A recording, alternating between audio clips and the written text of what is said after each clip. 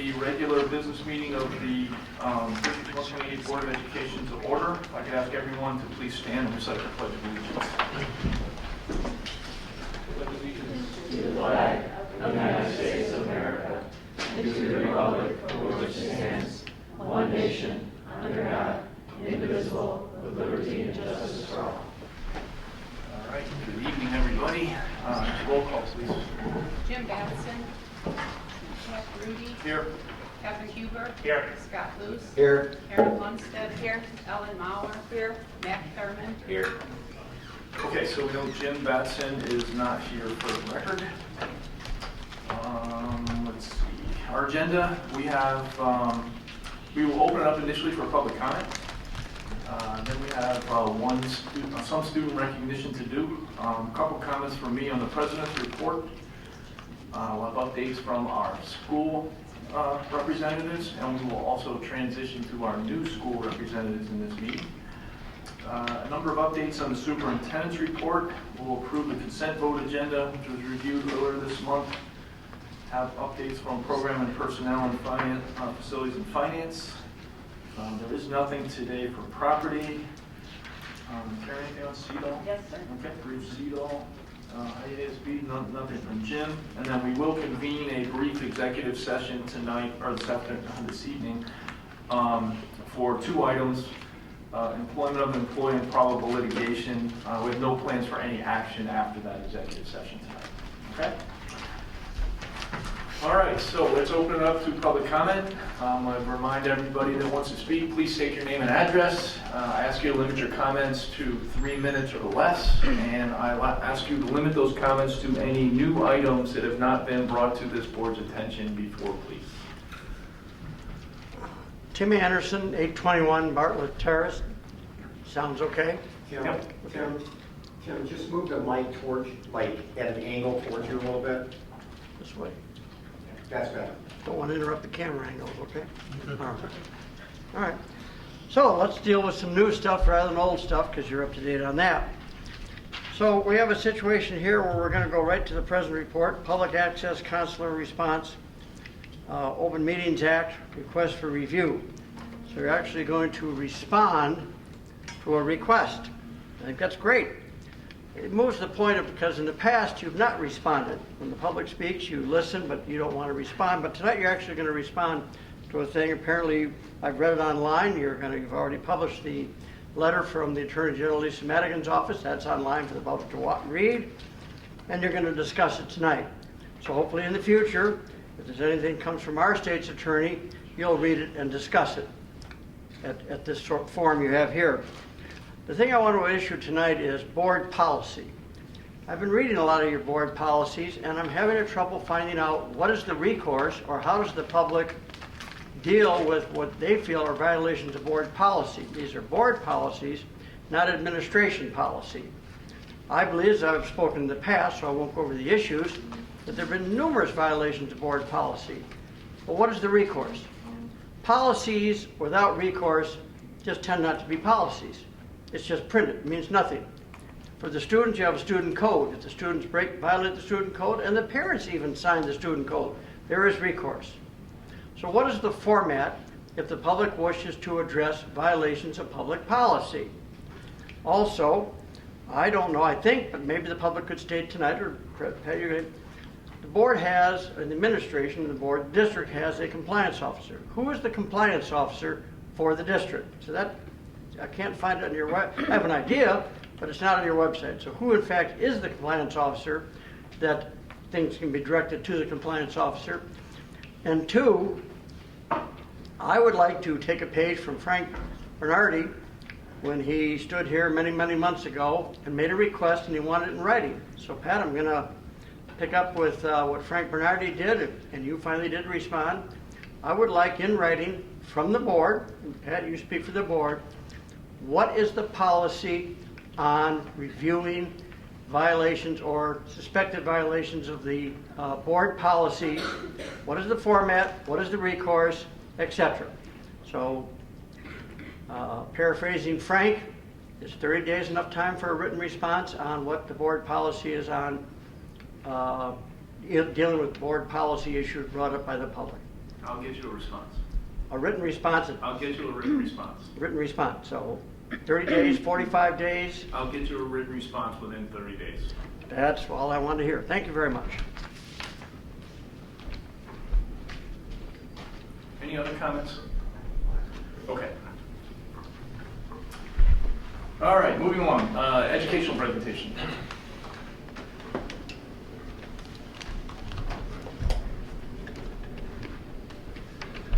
Good evening. If you've been following Lake County athletics this year, you know, well, actually for the last several years, how impressive both our cross-country teams and track and field teams have been at Vernon Hills High School. And tonight we have the opportunity to recognize several students. The first is a member of the boys squad under the head coach Mark Whitney, who's here with us tonight. And Mark just won and the team just won their third straight sectional title in boys track and field.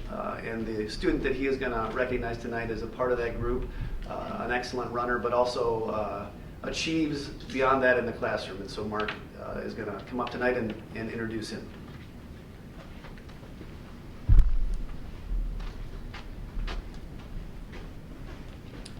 Good evening, everyone. I'm honored to introduce Tim Kraszewski as a member of the 2017 IHSA All-Academic Team. During his high school career at Vernon Hills High School, Tim has certainly distinguished himself as an exceptional student athlete. He is a four-time state qualifier, has earned all-state honors as a sophomore and junior in track, is a member of 2 school record relay teams, and is ranked number 2 all-time in the 800-meter run with a time of 1:53.62, a time that would be ranked in the top 5 in any state in any year. Just this past Friday, as John said, Tim anchored the 4x8 100-meter relay team that won the sectional championship and the 4x400-meter relay team that placed second. Tim's performances played a key role in helping the team win its 3rd consecutive sectional championship. He's headed to his 3rd state final track and field meet this weekend at Eastern Illinois University. In the classroom, Tim has few equals. He scored a 35 on his ACT and a 4.34 GPA and pursued a very rigorous academic schedule according to one of his teachers. In addition to his 4 years of running track and cross country, he's a member of the National Honor Society and has competed in the IHSA solo ensemble music competition. With these accomplishments, you might say Tim is a role model for what a student athlete should be. But what makes Tim a special person is more than his accomplishments in the classroom and on the track. Tim would say himself that the more important thing is what he's learned by overcoming challenges and finding solutions to problems. Like almost any athlete, Tim has faced some setbacks and disappointments. His resilience during difficult times is what sets him apart. He's recovered from injuries, he's bounced back from poor performances, and he's performed his best under pressure and when it means the most. Tim is loved by his teammates and coaches, puts his team first, and always gives it his all. I feel fortunate to have been Tim's coach these past 4 years, and I'm proud of him and all he's accomplished and the exceptional young man that he has become. I can't think of a more deserving recipient of this recognition. Tim?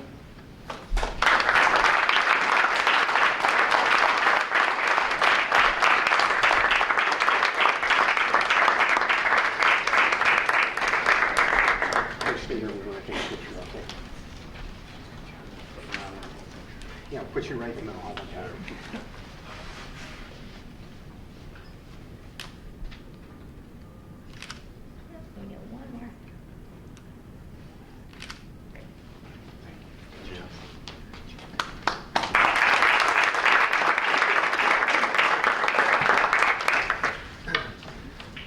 Our girls track and field team this year had a change in leadership. Ryan Burba took over for Jason Rush this spring and continued the excellence that our girls track team has experienced over the years. So it's my pleasure tonight to introduce Ryan Burba to most of you for the first time, and he will introduce some of his athletes that medaled this last weekend at Eastern Illinois. Coach?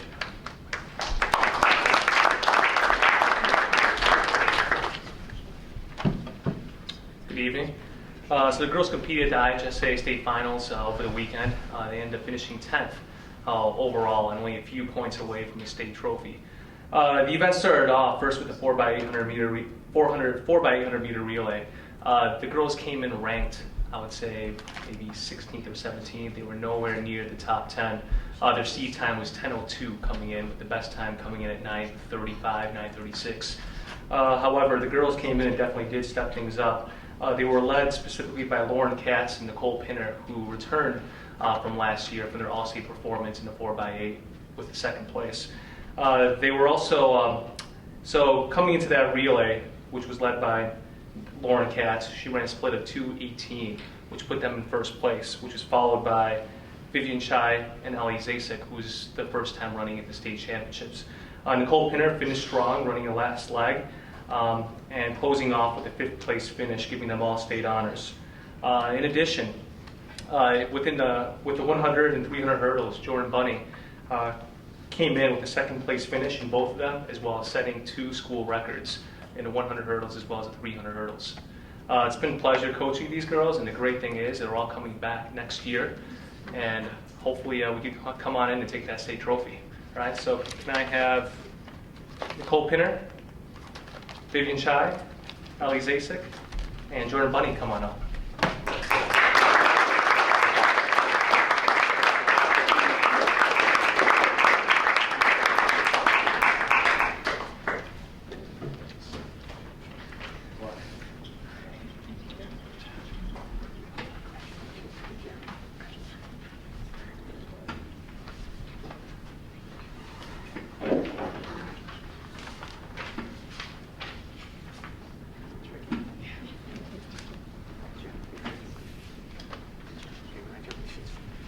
Okay, girls, let's get a photo.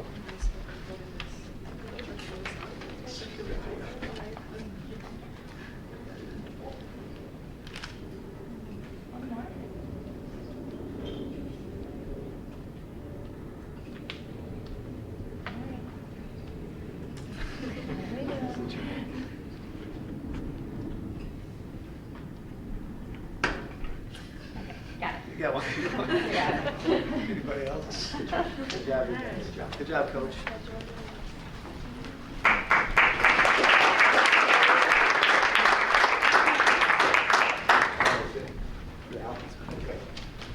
Before we go, for parents to come with us for recognition, first of all, we want to let you know when we're done with you tonight, you can leave.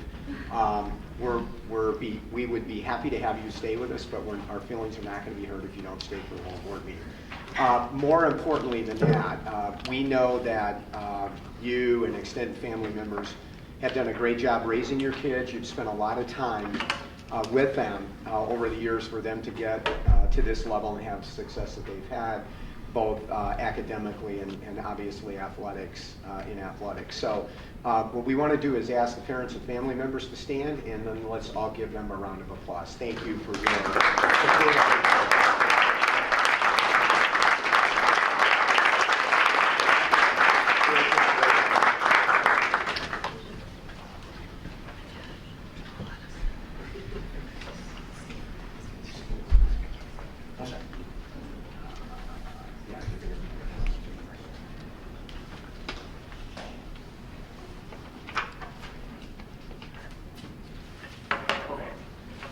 All right, so next is my report, and I'm going to start my report.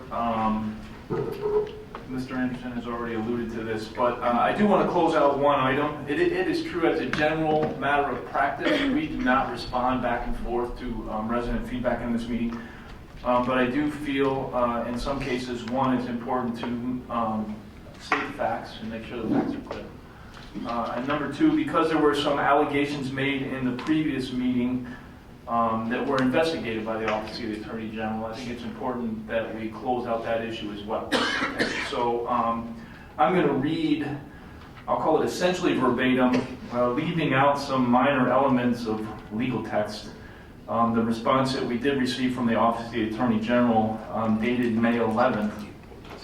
And it was addressed to the resident who raised the issues last month.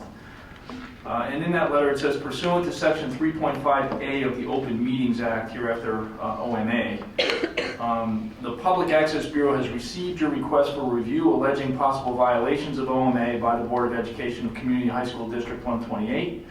Our review of the information you have furnished, however, provides no basis for the Public Access Counselor to conclude that the board has violated the OMA.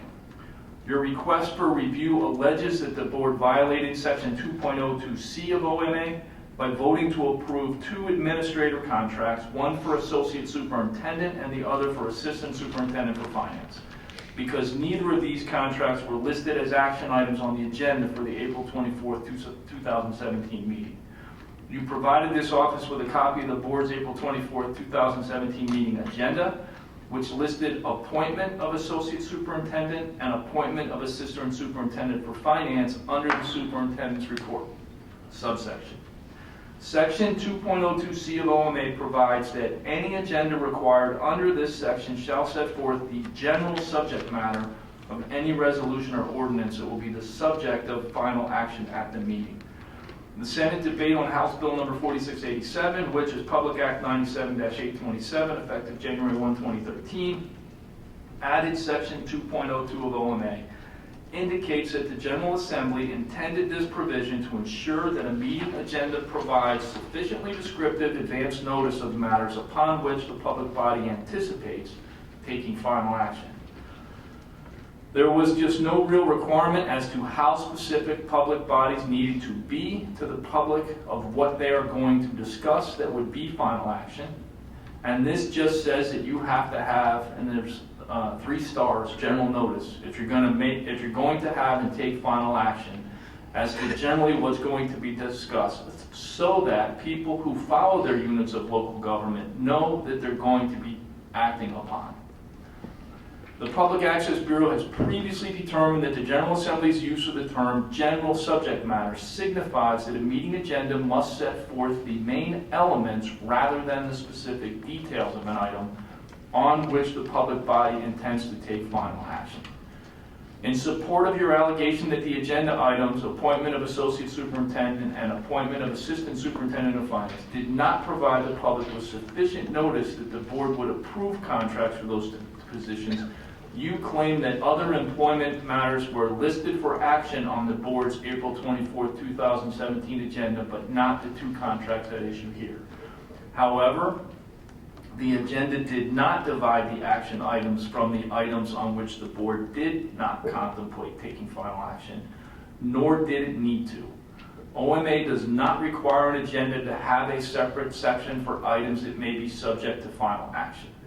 Further, although you claim that the use of the word appointment made it seem that the positions would be filled by the superintendent rather than the board, the agenda was for the board to conduct public business, and the word appointment clearly signaled that the board might take action to appoint personnel to the 2 listed positions. You also cited, and there's references to the citations, and in that matter, the Attorney General concluded that the public body did violate Section 2.02C of the OMA. Again, this was a reference to a previous citation. Because the agenda merely listed generic terms such as minutes, bills, and old business rather than the general subject matter of the contract for police services on which the public body voted. Here, in contrast, the board's agenda identified both a specific type of action, appointment, and specific positions, associate superintendent and assistant superintendent for finance. Moreover, again, back to the prior citation, does not support your allegation because the applicable agenda item in that matter is similar to the agenda items you can test it here. And again, there's another reference. While the board's April 24, 2017 agenda could have been even clearer if it was even more specific, Section 2.02C of OMA only requires that the agenda set forth the general subject of final actions. The agenda items in question satisfied that requirement. Finally, because your request for review does not set forth facts from which this office could determine that the board violated OMA, this office concludes that no further action is warranted. This matter is closed. And then there's reference to a phone number and an address if there are further questions. Okay, so with that in mind, again, I want to clarify that there was no inappropriate action taken in last month's meeting as we voted on those two positions. All right, any questions? All right, next, recognition of outgoing student school board representatives. We have had the pleasure of having 6 outstanding student school board representatives. I feel like I say this every year, but I feel like this was the best crew we've had yet. And I mean that, actually. You guys have done an outstanding job. You've done a great job, I think, of not only giving us, I'll call it the details of the things going on in the schools, but I think you've also done a good job of really sharing the enthusiasm and the spirit that come with that, and I know I've certainly appreciated that. You've done an amazing job of coordinating it across the 6 of you, all right? I'm not quite sure how you pull that off every week or every month, but it's been really outstanding. It's been a pleasure to work with you, and I look forward to learning a lot more about all of your endeavors once you leave here, okay? Because I know they will be special. All right, so without further ado, we have for each of you guys a very nice plaque, okay, that you can hang in your dormitory. And I know for many of you that will be a box of things that you are carrying to your respective campuses, okay? Akesh, steady. And the plaque says, the Community High School District 128 Board of Education extends a special thank you to you for your service as the 2016-17 Vernon Hills High School student representative to the board.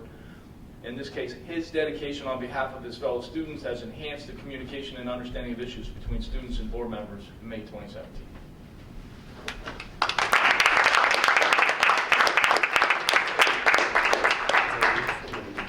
Just start running that. Congratulations, good job. We're going to take one picture? Yeah, we'll take one picture. We'll just start up kind of All right. around behind you. Aparajita Adaraju.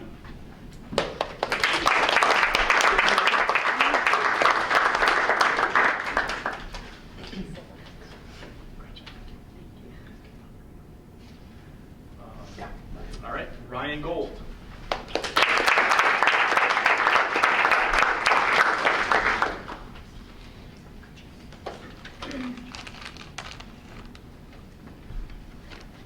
And Spencer Baumrook. That's your name, Jim? Okay. And you can call it Daniel as well. Daniel O. Also. Out here. They had honors night They tonight. got a lot of things going on in both schools. So Libertyville had honors night tonight, and Dr. Gilliam has several things going on as well here. And Emily Reagan.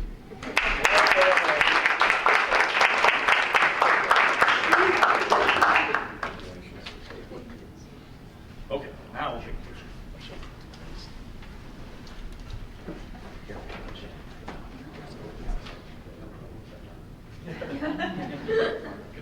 Turn them the wrong way.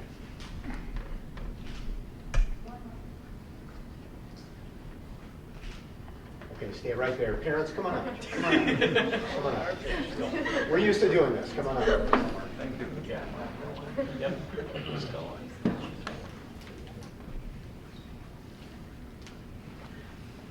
Good job. Okay, let me give you a protective screen, okay? We only have to embarrass you one more time. When we ask you to stay in graduation. 3, 4. Okay, good. That'll help. Thank you so much. That's not gonna be easy.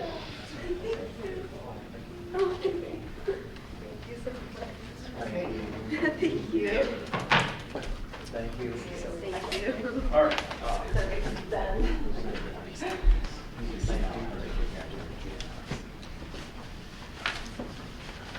Okay, now, that was the sad news. Now for the good news. All right. We are expecting a repeat performance. Because I do want to say next year that it's still the best group we've ever had. All right. So after an extensive interview process, and let me describe what this is like. Usually some rising junior arrives in the principal's office, okay, to meet a distinguished panel of, this year, I think we had 5 interviewers for each of these people, okay? I know I was at Vernon Hills and some of you other guys were at Libertyville. Mac and I were at Libertyville. Okay. And only the interviewees think they have the hard part of the process, is what I'm going to say. Okay. It's actually amazing the quality of the candidates we get that actually come and want to be part of this board next year, and extremely inspiring to just hear their thoughts. We usually ask them about, some of my favorite questions are, how have you changed in your 4 years since you've been in high school? How would you describe Vernon Hills or Libertyville High School to somebody that was just moving into the area? My favorite question, of course, is if you were Dr. Gilliam or Dr. Scott for a day, what would you do? Okay. And it's just a really great morning, and actually went into the afternoon this year. So, my congratulations to the 6 highly qualified new candidates. And, let me tell you, it was an extremely hard decision, I know, on both campuses to really decide who the representative should be. Once upon a time, we actually used to do this with one person and an alternate. Okay. But making those tough decisions got too hard, so now we have a much more diverse crowd. All right. So next year, from Libertyville, and you guys can all stand when I call your name. We have Lola Akinlady. Did I get that right?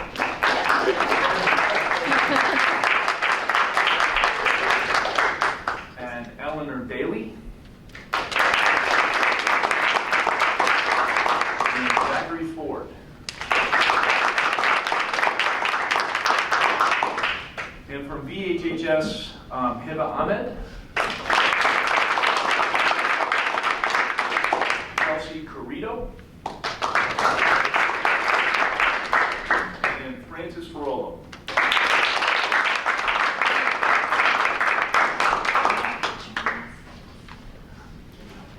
Harry, hold on. Well, you can't get a picture of it.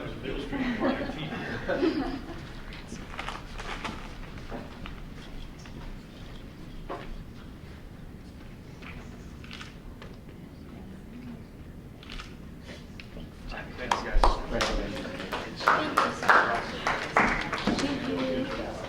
Thank you so much.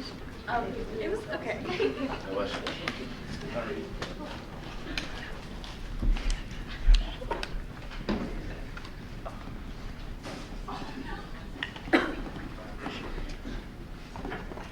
All right, so Pat, before we move on, along with Pat, I have the really pleasure, and it's a luxury, to be able to spend an hour and a half or so each month with all 6 of our board reps and Dr. Gilliam and Dr. Scott, and usually Dr. Grudy.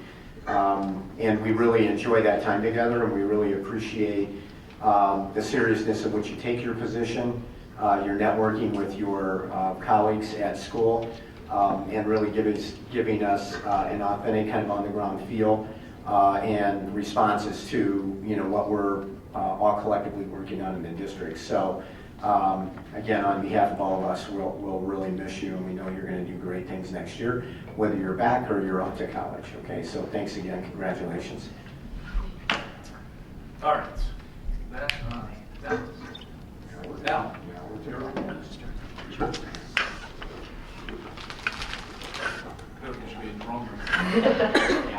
I'd just like to say thank you to D128 and the board for offering us this wonderful opportunity to network with our friends, like you said, and get to know a different perspective of our school. It's been fun, at least to say, for all of us. So, at Vernon Hills this month. So finals are actually this week, Wednesday, Thursday, Friday. So our last full week of high school was actually last week. And we have our senior alphabet countdown. It's ending. So we had beach day. We have awards day tomorrow for the honors day assembly. So it'll be really cool to see the seniors getting recognized. And our graduation is this Friday. So that's exciting too.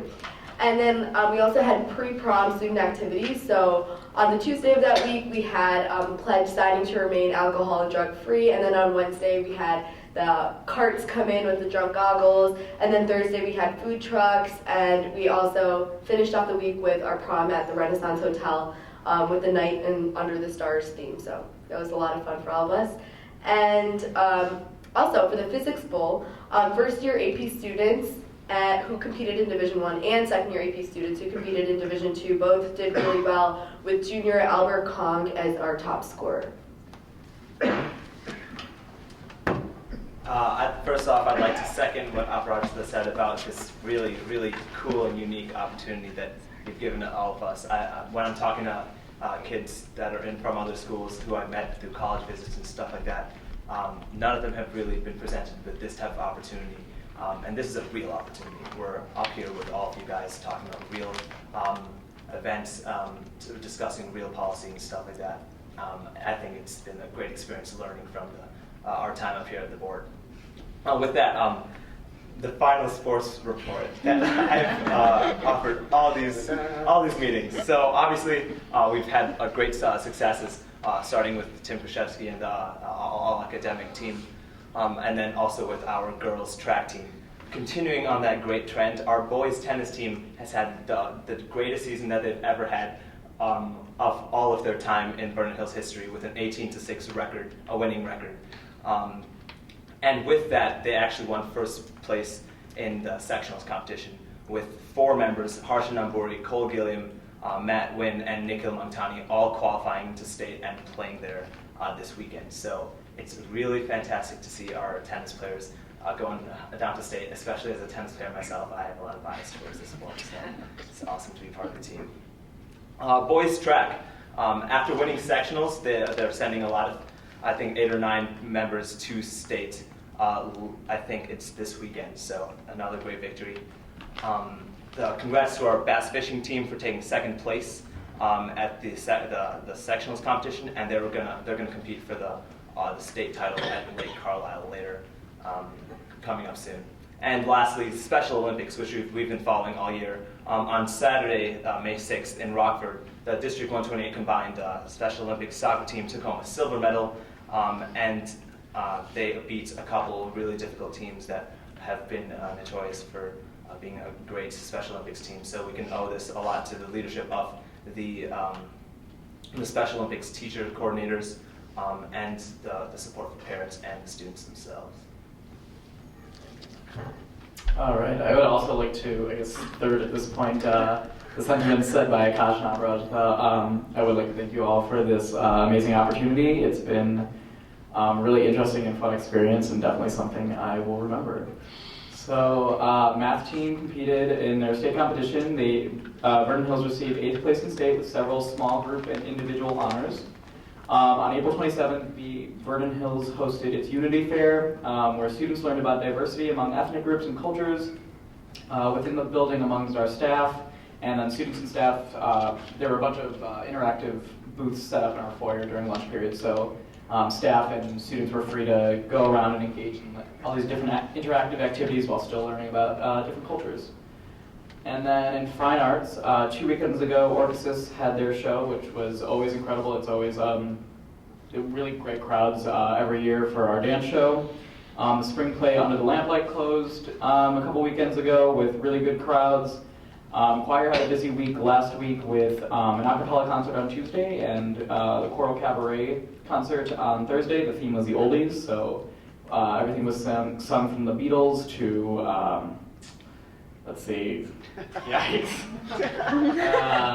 Celine Dion, that was one That's a real oldie, man. We're aging by the minute here, Ryan, just so you know. Sorry, guys.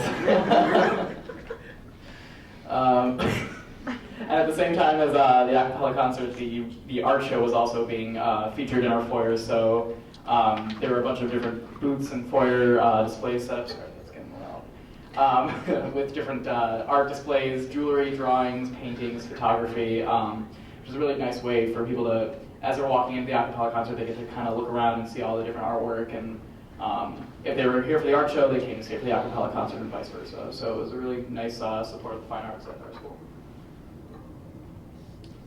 All right, so on to Libertyville. I'd also like to echo the sentiments of Akash, Aparajita, and Ryan. This has been such an incredible and enriching opportunity, and I've become such great friends with all the Vernon Hills reps and Libertyville reps, and I'm really going to miss them when they leave me next year, but it's okay, we'll keep in touch. And yeah, so on to Libertyville. So as I'm sure everyone knows, LHS is celebrating our centennial. So recently we had our centennial concert. So it featured LHS choir, orchestra, and band. So they all got together and they shared their music, and they all celebrated the amazing event. Also, LHS had its art show the past week, so all the AP students in art set up booths with 3D art and 2D art, and there was even some video art on play in the back. There's also a silent auction where students could auction off pieces, and there were a lot of high bidders on those. It was incredible to go and see all the talent that LHS students have, even the ones just taking basic introductory art courses, stunning us with their pieces. Also, a lot of the booths had candy, which was a definite perk for attendees. So LHS also has some awesome track and field teams and athletics in general. So Melissa Manich and Avril Johnson qualified for girls track and field state, and Melissa actually got 6th place at state in the 3200. Alex Tam and Ethan Burkhart also qualified for track and field state. Alex Tam in the 1600 meter run and Ethan Burkhart in the wheelchair 100, 200, 400, and 800. So we're excited to see how they do at the state meet on Friday, May 24th at Eastern Illinois University. MAC team also went to state, and they actually placed 4th at the beginning of May. So we're really proud of them, and it's awesome to see their continued success. In LHS tennis, Nathan Valley and Kenny Herman were doubles partners, and Hayden Fries qualified for the IHS state meet, which is on Thursday and Friday. So our yearbook recently came out, so everyone was excited to see that. The theme this year was Forte, so it featured the fortes of various LHS students, and it was really cool to see everyone featured in the yearbook.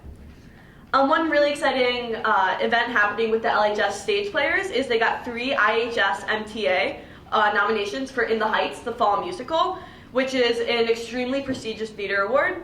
Zach Pearson got Best Actor, the show got Best Production, and the show also got Best Scenic Design. LHS also recently hosted a Vietnam veteran to come talk to students about his service and his experience.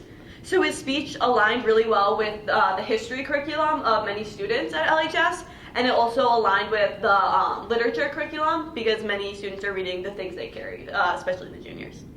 So today and tomorrow, the AP Macro classes at LHS are having huge days of presentations called Macropalooza about their passion projects. So over the course of the semester, everyone worked on an issue that they were passionate about, looking for solutions to problems and looking to publicize solutions and ameliorate issues. So some topics include kinetic energy floors, pollution in Butler Lake, poverty in Lake County, sleep at LHS, and diversity at LHS. So everyone's presenting in the Studio Theater this week, and it's a really cool event. So prom occurred 2 weeks ago. We had a record-breaking number of students, and we all headed down to Chicago to the Shed Aquarium for a night full of dancing, looking at fish, and tons of fun. It was an awesome experience. So LHS Orchesis also had their dance show. They had the theme was Destiny, so upperclassmen got to choreograph many of the dances, and the show was very well attended. Our annual color run that I've been mentioning a lot lately had occurred at the beginning of May. We were fundraising for Gigi's Playhouse, the nationwide network for Down syndrome achievement, and we raised over $7,500 for them, which was incredible.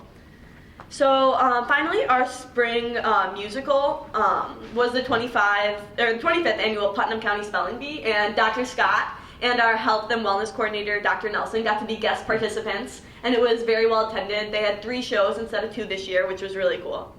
So senior awards night is actually happening right now. That's where Daniel and Spencer are, and graduation's next Tuesday. So everyone's just wrapping up at LHS and getting ready for finals and a jam-packed summer.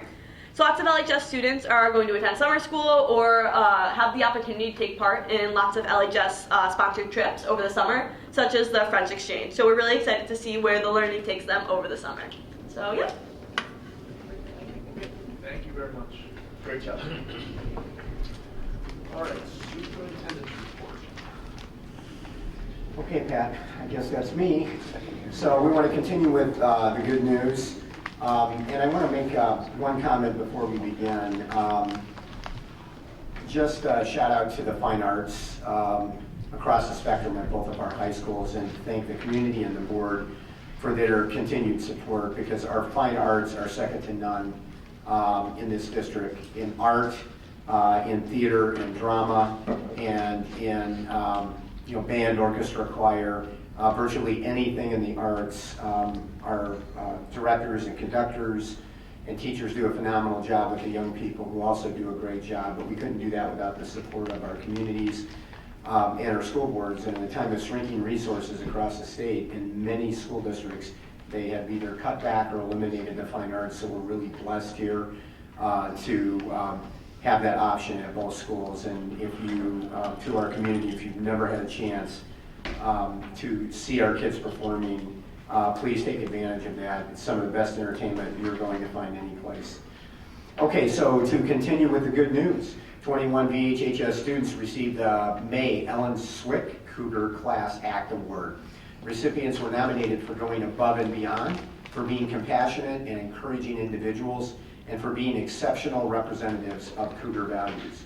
Congratulations to all recipients, including Ryan Josephson, Ashwindi Deshpani, Jocelyn Martinez, Dasha Russ, Ryan Gull, Carolyn Orville, Jillian Bose, Aileen Lim, Eric Johnson, Nicole Flora, Cora Caudle, Louis Catalan, Nikolai Kratsev, Shashank Srikanth, Virat Vuminthala, Daniel Nam, Jonathan Garcia, Tyler Garcia, Eric Shen, Vivian Chai, and Kevin Yoon. Congratulations to all of those students.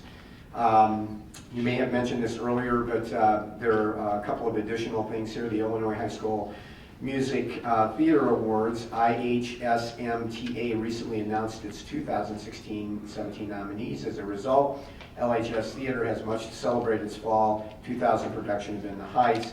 Again, Best Actor, Zach Pearson, and Best Scenic Design and Best Production went to the entire LHS team. So that's phenomenal. The following LHS students were named May Students of the Month: Cameron Payton, Sydney Sheldon, Samantha Ross, Allison Nelson, Andy Yan, Johnny Smith, Skylar Blacker, Emily Sanderson, Michael Coatson, Dylan McKernan, Sage Hart, Louis Cherry, and Jennifer Avalos. VHHS junior Rosa Gomez was selected as a recipient of a 2017 Outstanding Student Technology Award from the North Infinic Coalition for her exceptional progress and skills. Just a little additional information about the LHS math team, because we had some individuals and some teams finish first and second in the state. LHS math team members Ryan Bogan and Carl Gardner won the two-person event at the ICTM State Math Finals at the U of I on May 6th. In team events, the calculator team of Samantha Fan, Brian Hong, Louis Wong, Ryan Bogan, and Maxwell Flanagan took second in the state. The Frost Shop relay team of John He, Nathan John, Charlie Stanke, and Brian Hong, and the junior-senior relay team of Ben John, Tara D'Souza, Ann Hong, and Michelle Yee both placed second in state as well. And as was mentioned earlier, the team placed fourth overall. VHHS students had great success at the National History Day State Finals in Springfield on May 4th. VHHS reached a new school high in the number of students and projects that qualified for state finals, with 17 students with projects in the museum display, website, and research paper categories qualifying for state. Qualifying VHHS students were Angela Campos, Katie Chian, Marianne Condi, James Diargo, Kevin Diaz, Abby Helfand, Morgan Kleinden, Yulia Kornikova, Abby Kwan, Susan Lee, Sophia Lee, Grace Lim, Gabriela Maraca, Ann Mo Parande, Ani Wang, Kristen Whalen, and Jace White. Ann Mo Parande, Kevin Diaz, and Mary Anna Condi received superior ratings on their projects and research, the highest rating possible. And LHS Skills USA students competed at state competition in Springfield on April 27th through 29th. LHS students received the following honors in their events. In screen printing, Shelby Wilson was first, John Freiberg was fifth, Taylor Kurupnik was seventh, Stephen Donovan was eighth, and Kyle Erlandson was 9th. In graphic communications, Katie Stelling was 6th, Johnny Ozimick was 7th, and Amanda Rigsby was 8th. In architectural drafting CAD, Emily Benish was 44th. In cabinet making, Jack DeVroy was 8th. And in job skill demonstration open, Jacob Miller was 4th. The LHS Science Olympiad team placed 11th overall in state competition this year. Top 10 placements were earned as follows. In forensics, Tara D'Souza and C.J. Allen placed 4th. In helicopter, Tara D'Souza and George Legan placed in 2nd. In hovercraft, Cannon Klassen and Estelle Mace finished in 4th. In microbe mission, Katie Shue and Mason Maniloff finished in 7th. In robot arm, Maggie Schutz and Jenna Ogletree placed 2nd. Write It, Do It, Tanvi Patel and Nikhil Patel finished in 5th. Herpetology, which was a trial event this year, Emma Soderstrom and Emily Luizzo finished in 2nd. Mystery Design was also a trial event this year. Derek Joseph and Julia McGormley finished 6th. And in thermodynamics, which was a trial event as well this year, Satveka Symbion and Anika Misra finished in 9th place. So congratulations to all of our students. May is always a really exciting month for us. There are multiple activities, as the students have cited, every night. But for those of us that kind of live our lives in the high school, it's a very exciting month with everything going on, culminating with commencements at both of the buildings. So really exciting to be in May again. Okay, second, on the superintendent's report, tonight we have a draft calendar for our committee and board meetings for next year. I want to note one thing for the record after a suggestion by board member Huber and conversation with the board and administration. We were able to select 2 evenings for meetings in Libertyville next year. They are meetings in which we traditionally don't have large numbers of student recognitions, so which are very difficult to fit in the library at Libertyville. So that first meeting, regular board meeting at Libertyville, will be on Monday, November 13th, and the second meeting will be Monday, February 26th. So that worked out really great. Thanks to Denise and Al for their work at looking at kind of the flow of our normal calendar. So with that said, I would recommend that the board approve the draft calendar for our board meeting schedule for FY18. Is there a motion to approve the draft calendar? So moved. For second. Second. Any discussion? Roll call, please. Rudy. Aye. Huber. Aye. Luce. Aye. Lundstedt. Aye. Mauer. Aye. Bennett. Aye. Motion carries. Okay, great. Next on the superintendent's report tonight is the Lake County indemnification agreement. Just a little bit more additional information on that. Just need to flip the page here. Forgive me. We're asking the board tonight to review and approve the Lake County indemnification agreement for developer donations. This agreement, which must be renewed each year on or before June 1, facilitates the payment of impact fees to the district by the authorizing the Lake County Planning Department to issue occupancy permits only after proof of payment to the district has provided. So we are recommending that the board approve the indemnification agreement. Is there a motion to approve? Before we do that, do we have legal review this? Pardon? Does legal review this, does legal draft this, so it's all? Well, yes. I mean, it's a reoccurring one, but at Yes. this point in time, whenever it was put in place, that, Yes. Yes. okay. Or is there a motion to approve? Motion to approve the agreement. Second. Any further discussion? Pat, one additional comment on this. For example, if there is development within the school district, for example, a new housing development, many of which have been talked about, then in order for us to receive the impact fees in a timely manner, this actually provides that permission and also allows them to say that to the developer, we're not going to let you occupy properties until you've actually paid the fees to us. So just additional clarification there. All right, and just to further clarify the legal review, which legal reviews this? Our legal? Scariano. Okay, all right. Okay, so we're clear on that. Thank you. All right, any other discussion? If not, roll call, please. Rudy. Aye. Huber. Aye. Luce. Aye. Munstead. Aye. Mauer. Aye. Thurman. Aye. Motion carries. Okay, next up tonight, we are due for our annual renewal of our IASB. That's the Illinois Association of School Boards, our annual dues. We have been active in that group probably as long as there's been an IASB moving forward, and we'd like to continue to do so, obviously, in the future. As an example, right now, IASB takes a lead in terms of working with us on legislative issues in Springfield and passing laws that are favorable to public education. The executive director of that group is actually former Representative Roger Eddy, who was in the legislature for many years.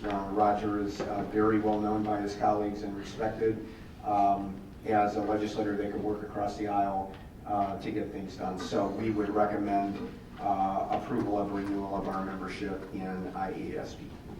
Are there any known districts that don't participate? Scott, I suppose, we have 868 school districts. There are probably a few school districts out there that But nothing, aren't members. there isn't like an Yeah. wow, Yeah, there's not like an alternative group like the alt-IASB or non-IASB people. or the other IASB. Yeah, or the other IASB, right. So it's a longstanding group. They're tied to the National Association. It's obviously the Illinois affiliate of the National Association of School Boards, so it's a much broader national organization as well. The last few years, Jim has been active in IASB for us. Of course, any of you are welcome to attend any of their activities. Well, I know a lot of our certifications are. Yes, absolutely. And I get it, I just. And they're also a co-sponsor of the Tri-Conference, which is really designed for school board members. In November in Chicago, moving forward. So you would always, Denise will always send you reminders about IASB opportunities, events, and feel free to jump in because we are members. So feel free to jump in on any of those. Okay. Is there a motion to approve IASB annual dues? We need a motion. I move to approve the 2017-18 IASB annual dues. All right, is there a second. And is there any further discussion? No? Roll call, please. Huber. Aye. Luce. Aye. Munstead. Aye. Mauer. Aye. Thurman. Aye. Rudy. Aye. Motion carries. Okay.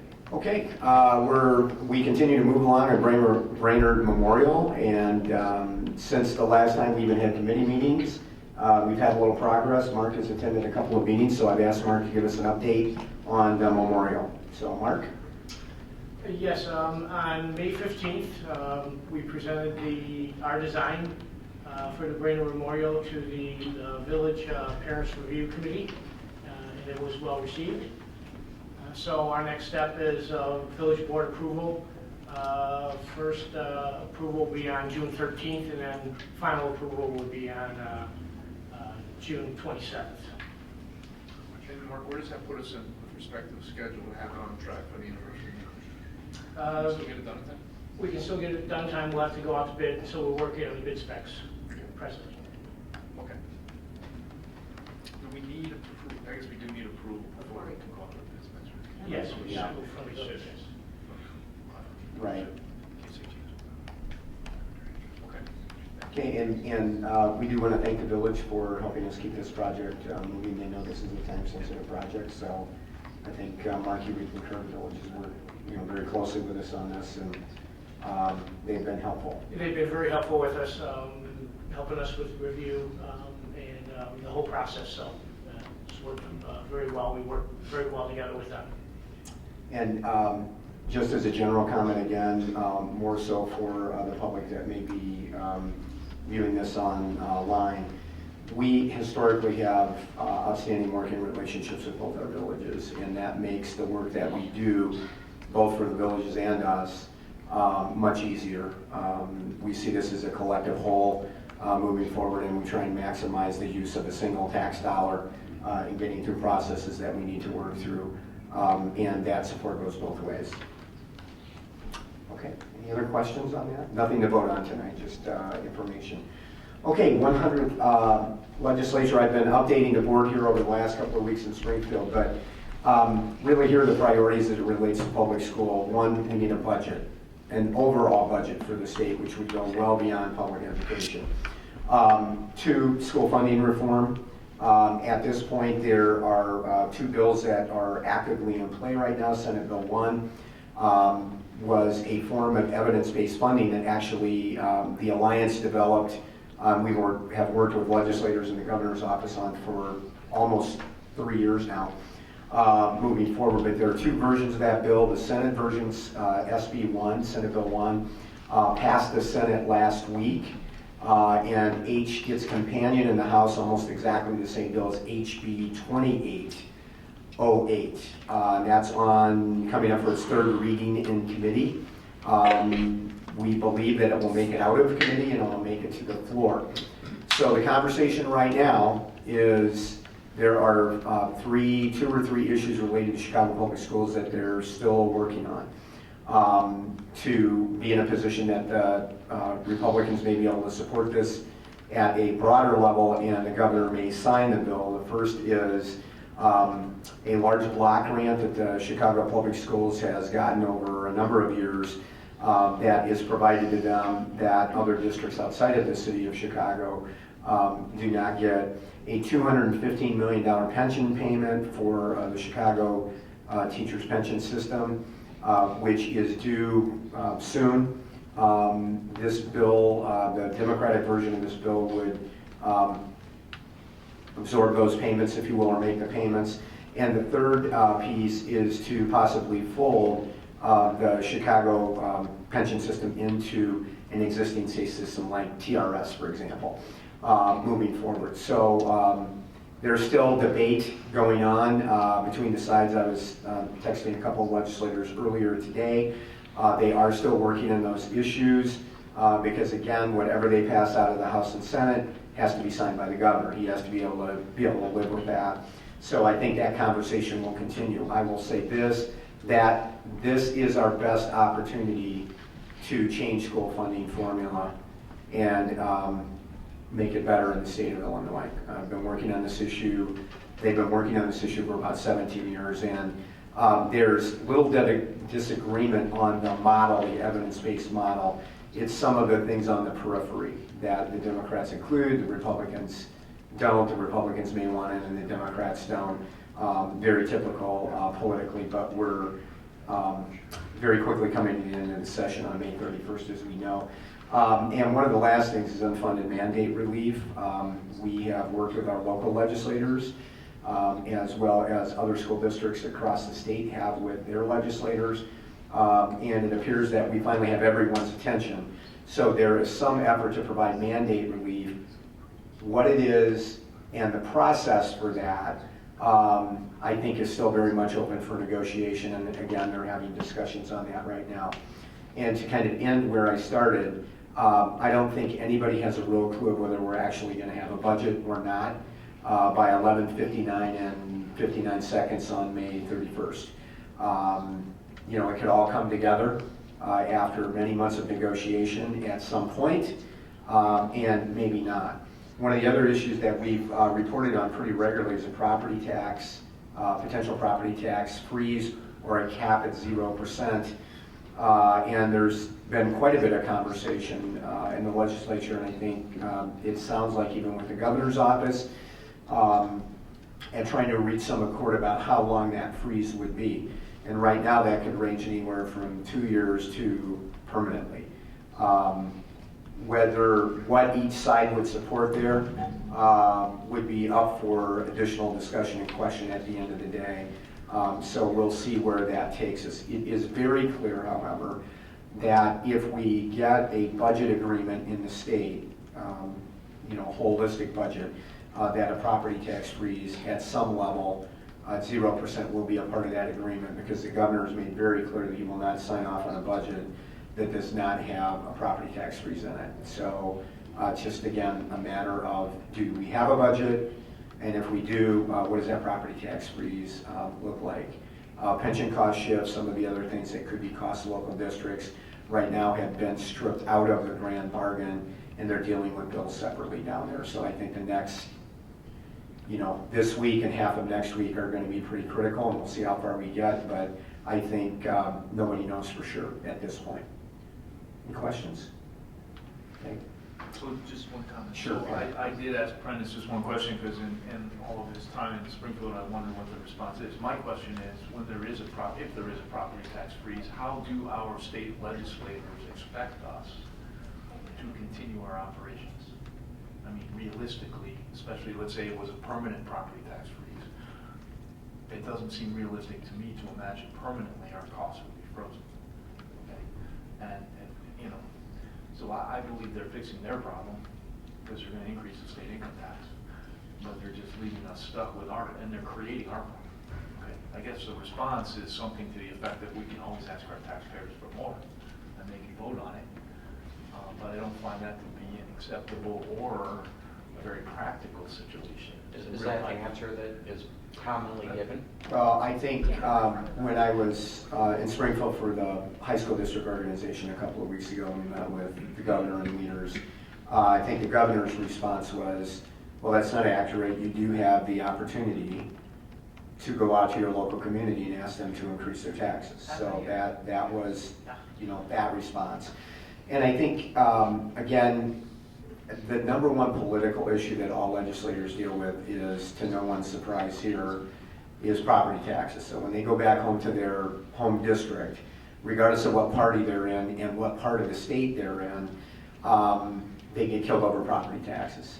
And so, I think a bit of this, a good portion of this is political as well as practical. Moving forward, I think you will find legislators down there that will know that it's not good public policy in general, but it's a political issue that they have to deal with, and the governor's brought it to the fore. It's an issue, regardless of party, that rings strongly with constituents back home. So to Pat's point, as we did our 101s earlier in the year, when you start looking at the impact of, let's say, a 2-year 0% cap here, it's about $5.1 million over 2 years, pretty easy calculation to start with. But if you start doing some other things, if you bring some form of a pension cost shift in, and you add that at the same time, then districts that don't have any reserves or very limited reserves, and there are many in the state in high numbers and in great percentage, they simply can't continue to operate. When I was in Springfield last Wednesday, I met with a group of superintendents down in Southern Illinois that I've gotten to know from legislative work over the years, and they're in a position right now that if the property tax freeze comes, they are not going to be able to open school in the fall, or they will open and then they'll have to close. The other thing that's an issue right now, and Karen and I were talking about this in relation to CEDAW before the meeting a little bit, is that we get 4 categorical payments from the state. Categoricals include transportation, some other things over the course of the year. This year we've received 1 payment. I mean, school districts across the state have received 1 payment, to clarify that. And we have been told by the comptroller that we should not expect the next 3 payments. So for us, again, around $2 million-ish for our district, but imagine if you're a much larger district. Imagine if you're Waukegan to the north, which is a very large school district. Imagine you're a district that is really struggling. So now you're not getting those categorical payments at the end of the year, and now you have a property tax freeze in the fall, and or you have a pension cost shift in the fall. So it's it's pretty scary, I think, for many of the 868 school districts right now.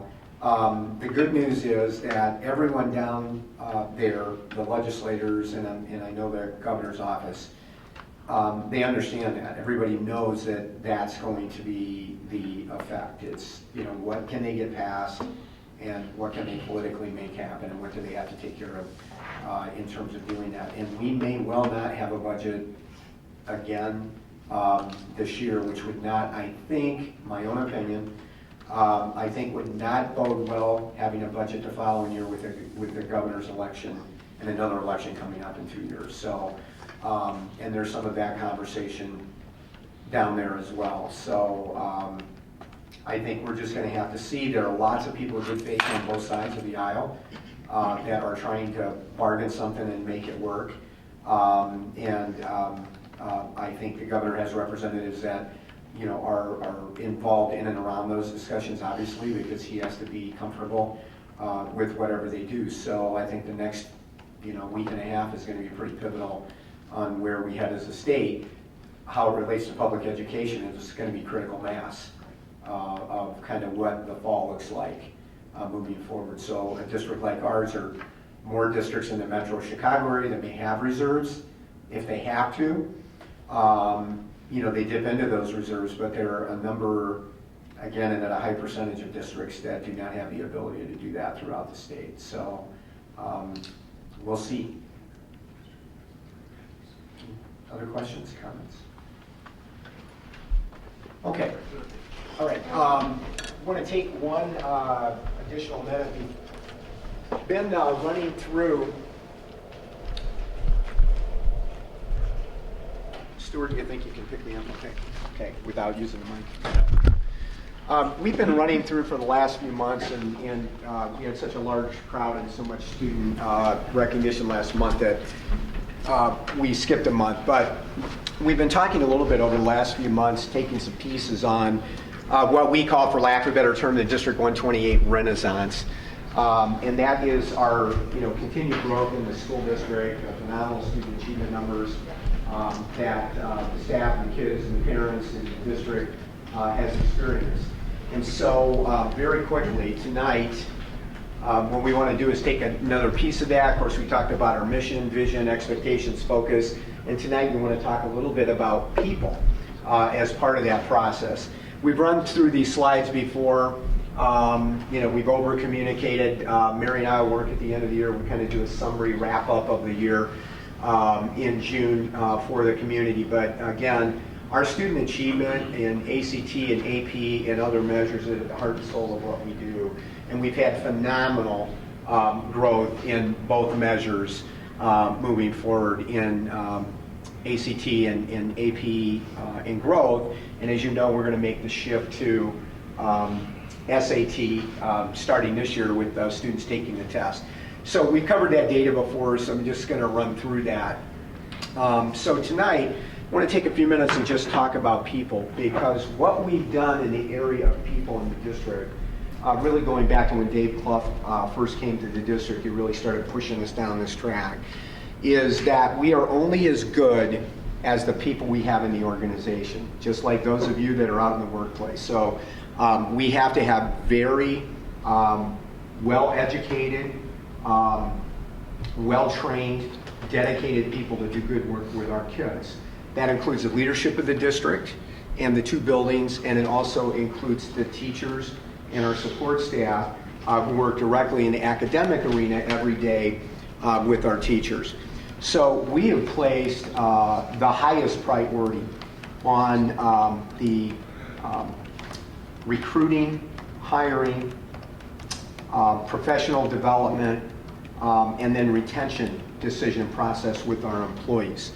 A couple of factoids that we talk about sometimes. In the last 12, 13 years, we have hired about 70% of our teachers that are currently here in the district.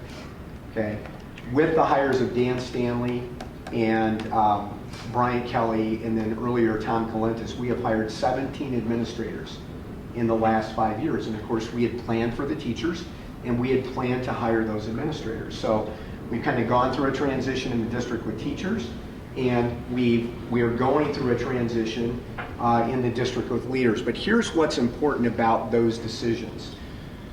The importance is not just hiring the folks, it's investing in their development. If they're teachers, bringing them in and working with them and providing them for ongoing professional development and feedback.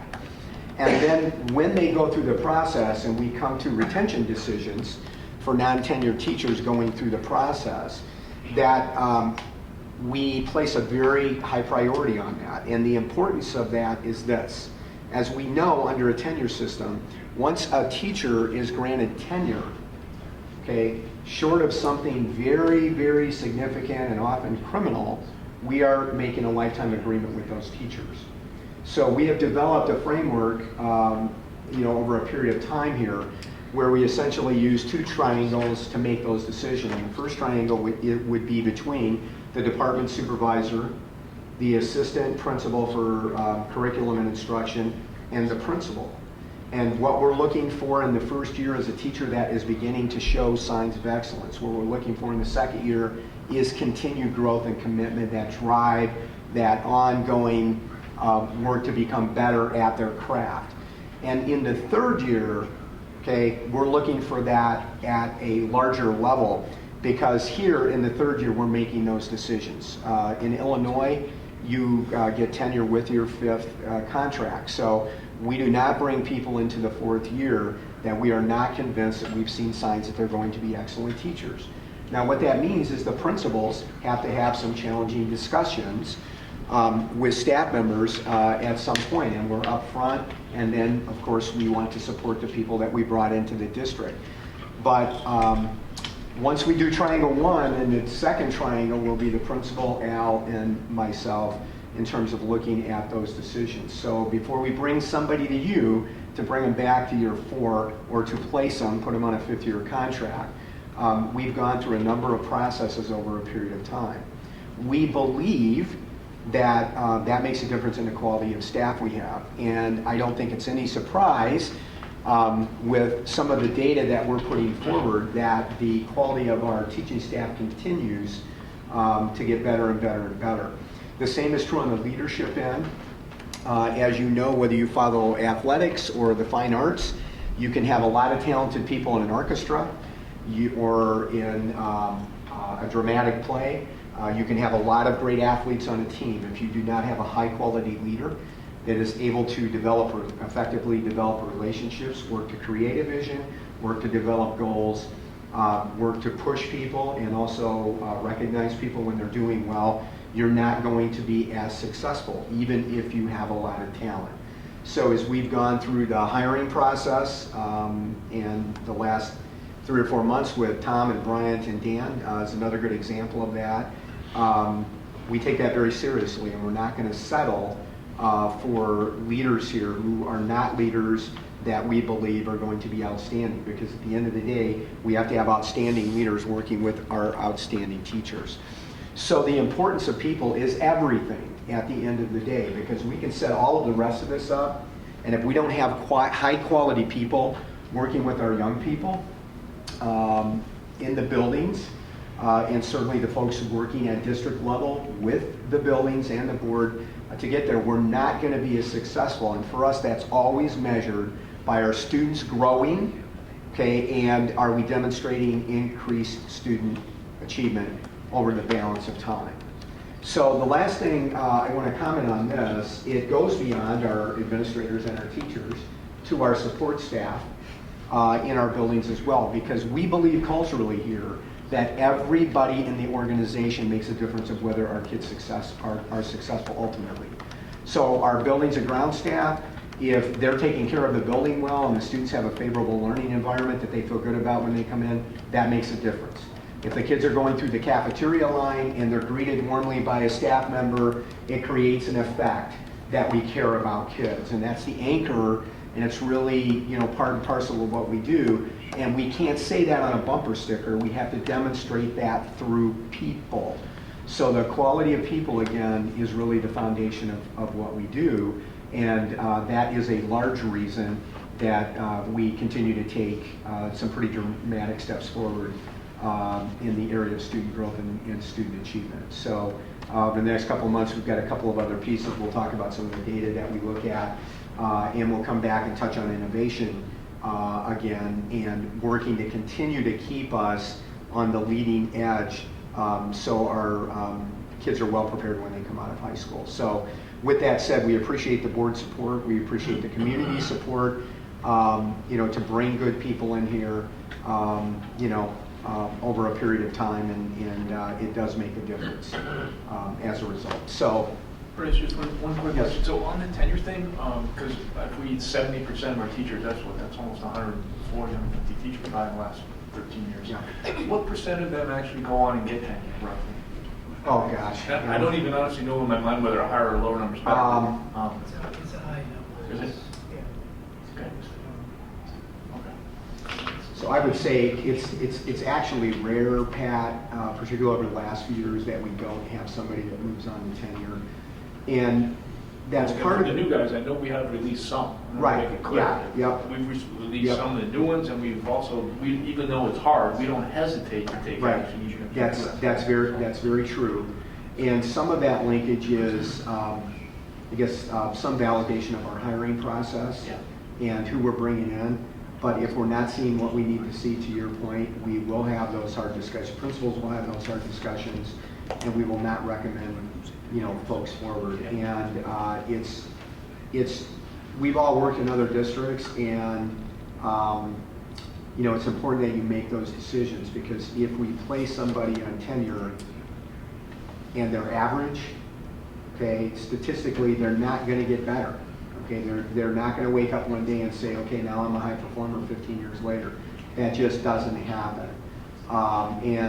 Some of the folks we release here go and work in other schools, and they have a successful career. They've either used that as a stepping stone. We always provide people feedback in those situations, so they can go in and work on some of the things that might not be at a high enough level for us here. So to your point, the number's not a huge number, but we do make those decisions, and we don't hesitate to do that.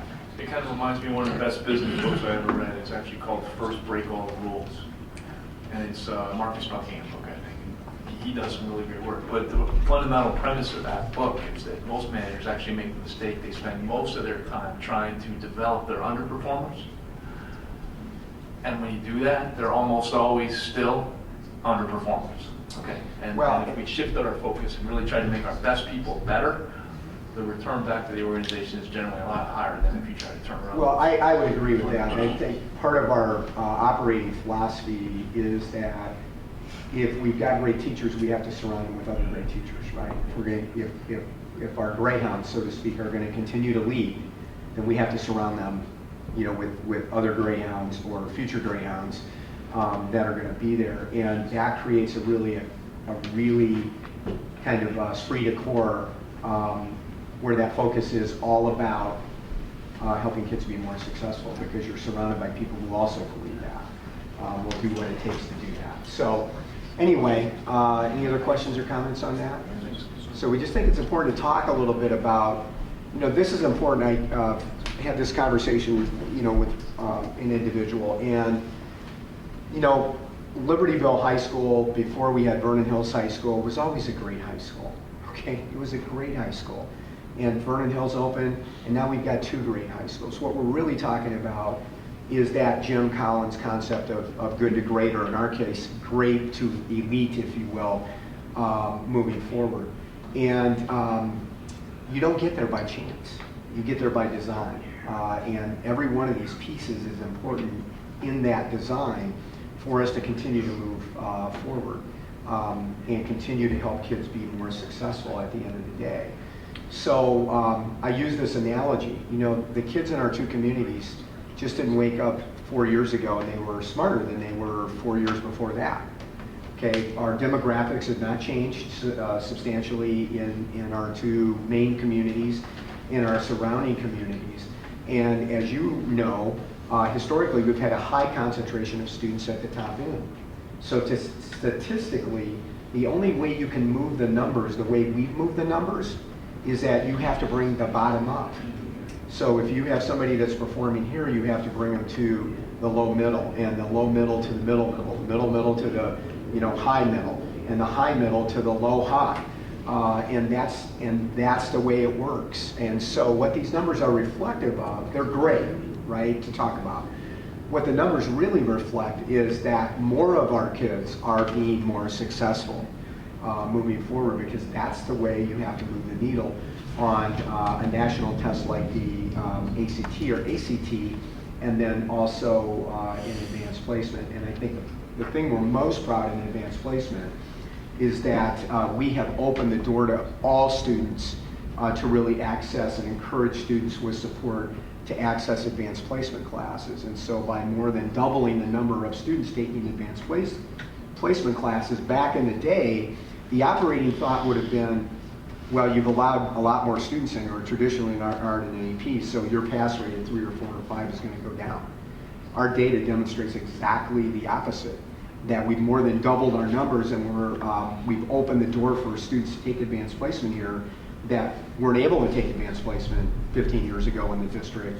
And our numbers have never been higher at 3, 4, or 5, or 4 and 5 on the test. So more kids are being more successful, and that has a connection. So all of the things that we're talking about all have an impact on the success our students have had in the district. And so that's a partnership, and it's a partnership between the community, the board, as representatives of community, district, and building administrations, our teachers, our support staff, our parents, and most importantly, our students.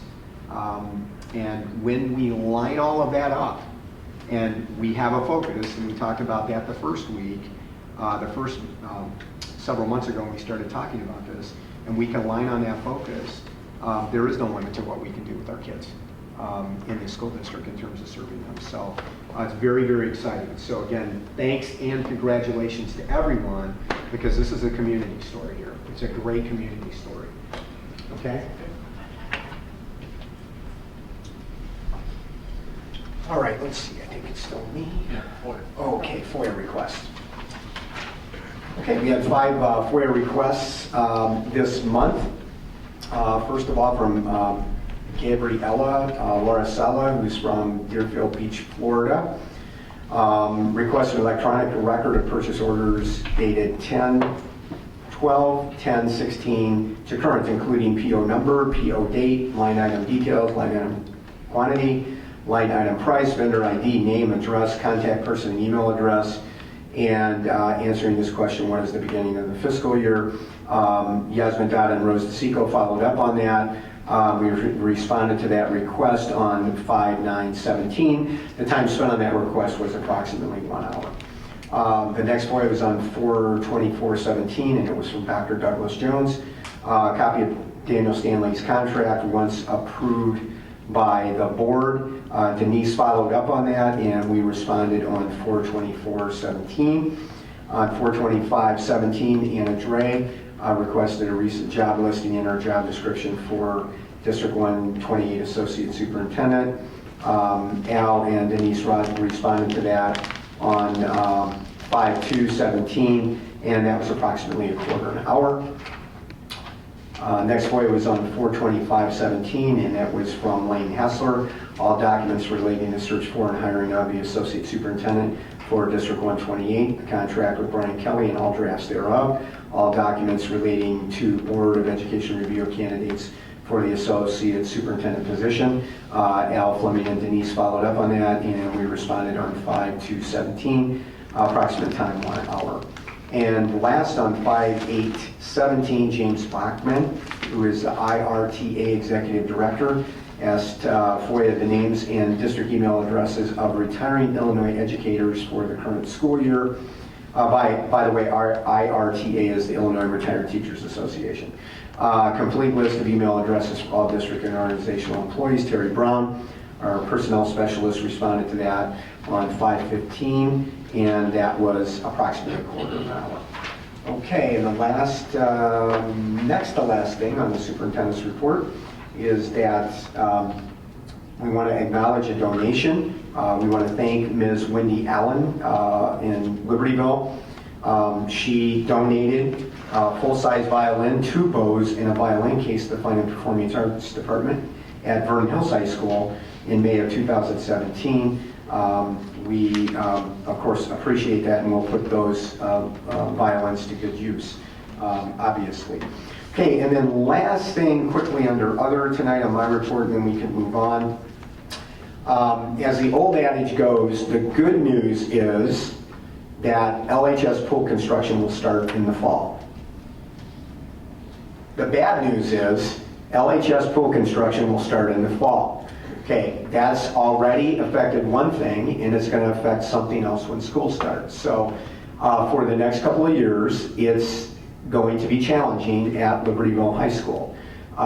We are going to lose 50 parking spots next year. We've gone through a process of internal discussion, and a decision was made to accommodate the other seniors who would otherwise have been put on a waiting list for this year at Brainerd, with juniors and others wanting to park Diamond and other areas that they're going to be able to find parking, but to prioritize the seniors for next year. But when school starts next year, one of our drives is going to be shut because they have to start making their way for the construction trucks to go back and forth in the front. So the building has already met with village officials, police department, and of course our people inside to look at how we can best move people in and out of the building. We're going to have a larger crunch of people coming in basically to access points off of 176 and the back entrance by the tennis courts. The entrance into the school district over by the old district office is not going to be available because we're going to be starting to work on the road over there as we straighten that road out. We'll also lose the current drive because they're going to have to use that for construction trucks as we begin.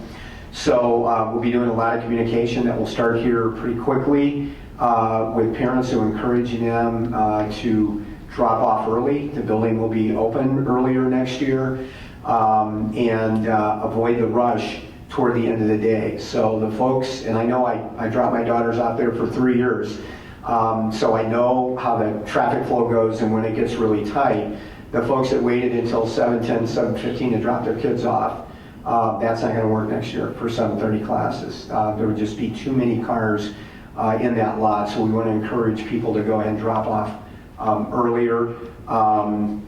People have to drop off and then go to work, those types of things, but there'll be more communication out to parents on those two issues, and it's going to require a lot of patience and a lot of over communication on our part, and then patience after that as we work on this very worthy project of moving the swimming pool forward. So we work closely with the village, again, police chief, several commanders in the meeting with us as we look at how we take care of traffic there. One of the things that we may need to do is we may need to hire an off-duty officer in the morning to help us direct traffic, particularly at 176 and the main entrance, but we're still ferreting that out and looking at those options, and the village is aware of that. Certainly one thing they've suggested at this point, but we want to, again, have some more conversation, and those conversations are continuing, and they will continue, virtually every week during the course of the summer, along with communication that goes with that. And then we're going to have a beautiful pool when we get this done that the community can be, and the district can be really proud of. But construction on a campus like Libertyville, an original township high school that's landlocked, that has areas that we cannot build on, that we cannot dig in the ground on, they're always challenging versus a school that has 60 or 80 acres and you're sitting down in an open field where you can create some additional parking here. So it's just going to be challenging for a couple of years, and we're going to have to work together to get through that. So just wanted to make that as a comment tonight, and we'll continue to communicate with parents and students as we're moving toward the beginning of the school year. I think good job on the parking lottery issue, which I'm sure some like and some don't, but it seemed fair to me. What else can we do? Yeah, Let's not get into it in any detail because we had a busy night. Well, and I think here's one of the things to remember. The last two editions previous to the pool, there were lost 180 parking spaces. So when they did the last two editions of Liberty, 180 parking spaces went away, or we wouldn't have this problem. Okay, so as we continue to build there, because of our landlocked nature there, we're going to lose parking spots. Now, they don't have those issues at Vernon Hills because we've got sufficient parking on the front and back of the building, and we can use the up lots or the back lots, if you will, behind the school, both the one that we own and the one that the village owns, they will allow our students to park there, so we don't have those issues. But schools like ours that, and I actually worked at a high school like that in the south suburbs that are landlocked, everything is very challenging. And then we've got some other challenges at Libertyville just because, you know, a good part of the campus is on a floodplain, and so there's not much we can do there in terms of creating additional space moving forward. So, You know what might be helpful? Because what's going through my head right now is what can be done as it relates to the property that has been bought across 176. And we got two new folks here, but I think it might behoove us to start talking a little bit strategically about that land, what it's going to be used for. I know we talked about tennis courts, what the timing of that could be. Now, if those tennis courts went across the street, would the existing tennis courts be parking? Was that part of the plan? yeah. So it'd be back by the back lot. It'd actually be better than having the parking across the street and having more kids What I'm walk saying across the is street. how timing on that, how soon that can, I mean, I get it, we got. Well, I think our problem is we don't have all the property. Rick really worked on that. I don't know. It seems like a couple of years ago, maybe it was last year, but the one house that's closest to the nursery property is not interested in selling. You know, it's been in the family for a while. Our original idea was we procure that property and we've got, it's been 2 or 3 pieces. Well, one's a double lot. And then we just bought the White House that the Grahams owned. We'll take that down after they're done with our mini storage agreement with them, and they can move their business records from there, or whatever they've got stored in there. Then we'll take that house down. So the original idea was to go to the condos on the street, and if we could get all that property, of course we have a nice long run, and those are fairly deep lots like the nursery property was, because they're old city lots that were narrow, but they were very deep, you know, in the back. And the idea was then we'd have that flexibility. Let's bring it back to F&F and just inform our two new guys what our, what we have, and we can actually map show it you out. that. Just show, I mean, it would be helpful for me too. Yeah. So let's look at the diagrams and all that, just to kind of get everybody on the same page. Okay. All right. Any other? Well, I could mention that parking for football on Friday night is going to be a little bit more challenging too, but it's already challenging. So we'll just leave it as parking, so it'll be challenging. yeah, in general. Okay, but it'll all be worth it. Okay, that actually concludes the superintendent's report. All right, thank you. Consent vote agenda is listed. This is what we reviewed earlier in the month. Can I ask for a motion to approve this? So moved to approve the consent vote agenda. For a second. Second. Any discussion? Roll call, please. Luce. Aye. Lundstedt. Aye. Mauer. Aye. Thurman. Aye. Rudy. Aye. Huber. Aye. All right, motion carries. Program and personnel, Chairperson Moss. Okay, we have a few items for adoption. First item is the 2017-18 textbook adoptions, the amount of $109,849.37. So we're looking for a motion to approve that as discussed. So moved. Seconded. Any discussion? Yeah, just a question on that. Do we typically provide an analysis of how we know that's the best price for anything over a certain dollar amount? So we as board members know that whatever due diligence was done. Do we have a dollar amount, one, i.e. over $50,000, the board gets a memorandum from staff with what they did and the recommendations? So again, anything that requires a bid, you see all of the detail on who the bidders were, what their bids were, and there's a recommendation which is consistent with taking the lowest bidder, except for those things that are accepted from that requirement, like professional services. And I believe, as we discussed the other day, correct me if I'm wrong, textbooks are also not included in that? That's correct. Yeah. Textbooks are. Because again, it's not like we can go out and say, all right, who are the 5 companies that sells the, you know, is Wiley one of the publishers? But, Yeah, Wiley could be one of the publishers. They don't distribute broadly, you buy directly from the publisher. Right. And different But supplements. to answer your question, if it is anything that is required to be bid, yes, we do see all of the people that submitted bids, how much those bids were, and then follow that up with a recommendation. And what we can provide is the So that's the over, it's teachers. over 25,000, it's over 50 for construction. So just to kind of a follow-up on that. And So IT is an exception to that. Sure, no, obviously there's exceptions and there's bidding. But do we believe that the taxpayer would know that those are the rules? In this case, the taxpayer sees $100,000, would it not be advisable as a body to write a one-page memo that could be completely presented with this, saying exactly, by the way, exactly what you said? Sure. It may be a paragraph, by the way, that could simply be punched. So when a taxpayer looks at we're spending $100,000, they know exactly what was done. This is why it went this way. Sure. And again, it's a very standard, probably has to be done once, and then Yasmin or Dan. Because you can just read through the Hit name. the button, this is why. This is Well, yeah, why. essentially, Kevin, what you're talking about is what Rita went over at committee meeting. Absolutely. So, yeah, can we put that in writing? Specific purchase. Oh, no, I'm talking about going forward. In the future. Well, generally, there's a cover page with every thing you're presenting, right? No, well, I don't believe there's a cover page on this one, I do not see anything here in text. Because and I've seen it twice now, Yeah. right? So, and I think that explanation is, that it's driven by the instructional staff. So, And again, right. you So know exactly step 1, what- step 2, step 3. It actually could be bullet points. I mean, for that matter. It's You're saying So- for transparency's sake. Yeah, you simply do what we've talked to you about, basically. Here's the process. It was No explained in problem. committee, That's not a problem. and again, I just think it's something easy. standard. Yep. You could do that every Easy. committee. All right, so let me make sure I'm clear on what the request is. Is the request to add that for this particular purchase, or is the question in response, or in regards to future?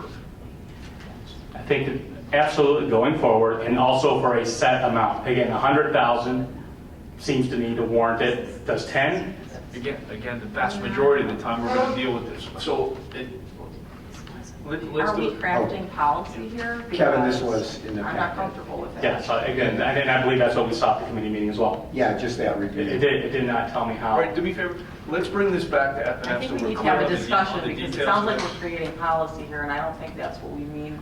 We're creating documentation, I think. Yeah, we can, We can have this some isn't that hard. conversation, but if you're This saying isn't that- every future purchase for 100,000 and over, that sounds like. Well, again, let me be clear. Anything that's bid out, I think what. Oh, yeah. answers Oh, that's a your question. no-brainer. No, bid So is we're easy, talking yeah. about that limited number of things that are the exceptions, which would be things like IT, things like textbooks, things like professional services, okay? Things that fall into. And other things that are exceptions per the state statutes. So, Which again, the taxpayer doesn't know these So exceptions. all he's saying is put a couple lines there saying, these are exceptions per blah, blah, Well, blah. and I think we can even take it further than this. I mean, every year we go through a textbook adoption process. So how does that work? Okay, we get a group of chemistry teachers together. They review all the books. They make a recommendation. So Thank you. Whatever Rita said. instruction continues to drive what we're doing. Okay, because we want to get a book and materials that will support what our teacher's doing. Okay, that's step 1. Okay. So here's the book. It's Wiley, it's Mifflin, whoever publishes the book is who we have to go through, as Pat indicated, because they typically sell directly to the customer. And here's what it's going to cost to do that. So, I mean, it's a 2 or 3 step process that we do every year on textbooks. And I think, the one thing we would add tonight is that over the past few years, I think this is a good point to come back and say, 2 or 3 years ago, the state used to give us $250,000 every other year for textbooks. Okay, so they don't give us that money, any school districts, that money anymore. So we have stretched out and lengthened our textbook purchases, which used to be every 5 years. So I think it's very easy to do. And we get to textbook purchases, it doesn't really matter how much it is. We just say, we're at textbook purchases. Teachers looked at a math book. We had a math book due this year. They looked at a math book. This is the one they picked. This is how much it costs. And here's what we'd like to get. It's pretty simple, straightforward, I think. Okay, but your request is broader than that. His request is, Yes, it is essentially, broader. here's what I'm hearing. The request is for any purchase, let's call it consistent with the normal cutoffs, call it $25,000, right? There would be some sort of one-page summary that says, here's why we're going to. Let me be clear. I think my question was, do we have anything? The answer, again, the long-winded answer was probably not. My second question was, can we actually provide some documentation so we can put stuff out on the internet along with $100,000 that we're going to spend on how we know it was spent? That's all I'm simply asking. And the problem is that Mark does a lot of work. Yasmin does a lot of work. People do a lot of work. It never gets memorialized, documented, and then people say, we didn't do any work. And yes, we did.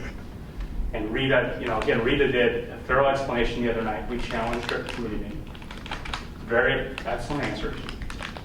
That's all. Just put it in writing so we're all covered as a board. That's all I'm asking. It's easy. Thank you. Yeah, just go back. Yeah, it's easy. But I want you to doing this I want for you to verify something- that. I don't want to go out of this meeting and say, oh my gosh, what did we just sign up for? So the expectation is we will do it. Just put it on writing what he's saying, and then we all agree to what it is. Or don't. I don't know. Okay. If we don't want to read the Or don't, documentation, but at least, purchases, that's fine. but at least we know exactly what I it want is. to and make there's sure, no are we questions. doing this for every single thing that's in the Again, here's- exception rule or That's just a the text discussion. book? That's what I want. That's what I That's want, all I want to broader understand. I want to discussion. understand whether we're going to do this 5 times a year or 500 Right. times a year. Okay, so let's That's just make what I'm sure we curious know about. just to make sure we meet the expectation. Okay. But understand what it entails. Here's conceptually what I'm thinking. It's any Does it mean yes in expenditure. purchase, we have to Well, again, I think let's talk about, that's why this is going to get more complicated than anybody's giving me credit right Can't do this in 5 now. minutes. But let's essentially think about if we had to do some sort of one-page summary, okay, for any purchase we make that is over, I'll call it let's call it the thresholds for which we need to go out to bid. Right. Okay. Okay, so it makes it 25. $25,000. 50 on construction, 50 is 25 for everything else. Okay. Right. What we'd like to know is how many of those expenditures do we have, all right? And maybe we draw a line that says, no, we're not talking about fuel. At least not in my book, we're not talking about fuel, okay? But let's make sure we're clear what it is, because I don't want to have the conversation 100 times to find out that that wasn't what we meant. And I also don't want to find out that we got to go hire 2 more people now because we got to do this. I don't think that's true, obviously, there, all right? I mean, the request is fair. Because we're already doing it for big stuff. We have to do a I don't rationale think it's for a big big, stuff. I don't think it's a big number. I think it's a very select number of things because of all those things are over And I think 25. at the end There's of going the to be day, some. we're talking about a But I think we really don't know because they template that the said- explanation can be put in, and basically you cut and paste the new item with a quick 2-sentence or 3-bullet explanation, and then it's out there. Yeah, I think we're going to Which have is some really, issues. that explanation is really a Yeah, follow-up IT from our science. discussion with you guys at committee meeting. Correct. Which is what Kevin's really talking about. Yeah, okay. We go through the committee meeting, and then as a follow-up, when we bring it to the board, we simply say, okay, as review, here's document, here's bullet point 1, 2, 3. But to your point, let's see, and then we'll put it on the agenda for June, and then we'll... Yeah, the general expectation is we're going to do something going forward. But I want to make sure that, having said that we haven't overcommitted ourselves Yeah, to something got it. that doesn't make sense because Or that is taking grand up an scheme. inordinate amount of Yeah. time. No, that's right. We're gonna make sure there's a value add to that. Okay. Okay. Okay, so, next Good item. question. Oh, No, we already voted. Did we vote yet? We didn't No, vote. we discussed Oh, on the textbooks, yeah. And the text book. So we had a motion and a Motion and second. discussion. Yeah, motion and second. And Lundstedt. discussion. Aye. Mauer. Aye. Thurman. Aye. Grudy. Aye. Huber. Aye. Luce. Aye. Okay, Motion carried. next item, we have 2016-17 final amended school calendar to show that we used no snow days. So we need to approve that as presented. So move to approve as presented. Second. Any discussion? Roll call. Mauer. Aye. Thurman. Aye. Grudy. Aye. Huber. Aye. Luce. Aye. Lundstedt. Aye. Motion carries. Okay, next we have educational tour requests. There are 4 listed that we reviewed in committee. Looking for motion to approve those. Motion to approve tour requests. Second. Any discussion? Roll call. Thurman. Aye. Grudy. Aye. Huber. Aye. Luce. Aye. Lundstedt. Aye. Mauer. Aye. Motion carries. Finally, we have employment of employees, some resignations, and a rehire. So motion to approve those. So moved. Second. Any discussion? Roll call. Grudy. Aye. Huber. Aye. Luce. Aye. Lundstedt. Aye. Mauer. Aye. Thurman. Aye. Motion carries. Okay, that's it. Okay, thank you. All right, facilities and finance. Scott was standing in, who's gonna direct us, guide us, This will be great. facilitate. All right, so first one is resolution of the designation of interest earnings for the full year. So that's basically the declaration we talked about. So we need to just approve that declaration, is that correct? Yes. So I make a motion that we approve the resolution for designation of interest earnings for the school year 2017-18 as presented. Second. You could Any just discussion? go through it. Yeah. Thank you. Sure. This is an annual action that the board takes to designate any interest that has been earned to remain as interest, which gives you the ability to transfer it within funds, as opposed to not taking this action, which means that it would become part of principal. So it gives you the flexibility if you wanted to move it from one budget category to another. From one fund to another. Yes. Yes. Yasmin, who drafted this? This is a legal document that has been the case. It came from our attorneys, and it's the same document that we've used year after year. Thank you. Okay, any other discussion? If not, roll call, please. Grudy. Aye. Huber. Aye. Luce. Aye. Lundstedt. Aye. Mauer. Aye. Thurman. Aye. Motion carries. Now, further good stuff. Pool update. So there's 2 items for action on there, right? Construction management contract. Yes. Could we combine the 2 action items, please? Sure. Yeah, so construction management contract and the change orders. Correct. As discussed at our Finance and Facilities Committee, we would like to have some parameters in place for change orders that would come through on this construction project. Based on discussions with our attorney and our construction manager, our recommendation is that change orders that are under $25,000, the Assistant Superintendent for Business would have the ability and the authority to approve those. Change orders between $25,000 and $49,999 would require the superintendent's approval. Anything in excess of $50,000 would require board action. And in each case, the Board of Education would be informed via written communication of any change orders that have been approved during the period. And if needed... So even under 25? We would give you the information on a monthly Summary. basis. Okay. Monthly. And the superintendent would report to the board president each time a change order, or on a regular basis, a change order has been approved. This would give us the ability to keep the project on time and not have to wait for a special board meeting in order to approve any change orders which are under a certain amount. So if I understand it correct, so the superintendent will talk to the president about it for any change orders, or just ones between 25 and 50? For those that are under In that category. 25 to 50,000, he would keep the board president informed of it.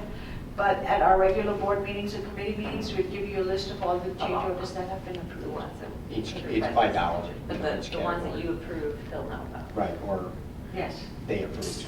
Or they... All right, hang on, let's go through that just to make sure we're all clear. Yeah. I got the 25 and 50, 49,999, and Right. about 49. Okay, that part's clear, all right? Yes. And once a month, everybody at the table here is going to get a summary of any change orders that have been approved by anybody. Yes. Okay. Tell me again, it sounded like, and I'm going to hear about every change order. You're going to hear about any change orders that are between 25 and 49. Okay, all right, that's So all. I will- That is what I will you're inform requesting. you. Yeah, that's what I wanted to be clear. Yes. Okay. Or my designee, I suppose. Right. Now, what we want to do is we want to incorporate this language into the construction management contract, manager's contract that you have seen. This language is not in there. With your approval tonight, we will change the existing contract, put this language in there, and then have Pat, you sign off on the contract.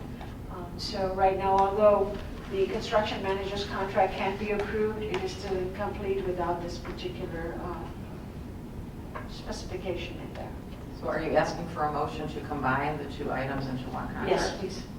Okay. Yes. This way, And what then happens wait is... another, and then wait another month, and then next month vote on the Approve contract. the as contract proposed? tonight, knowing that this language is going to be incorporated in the existing document as it stands.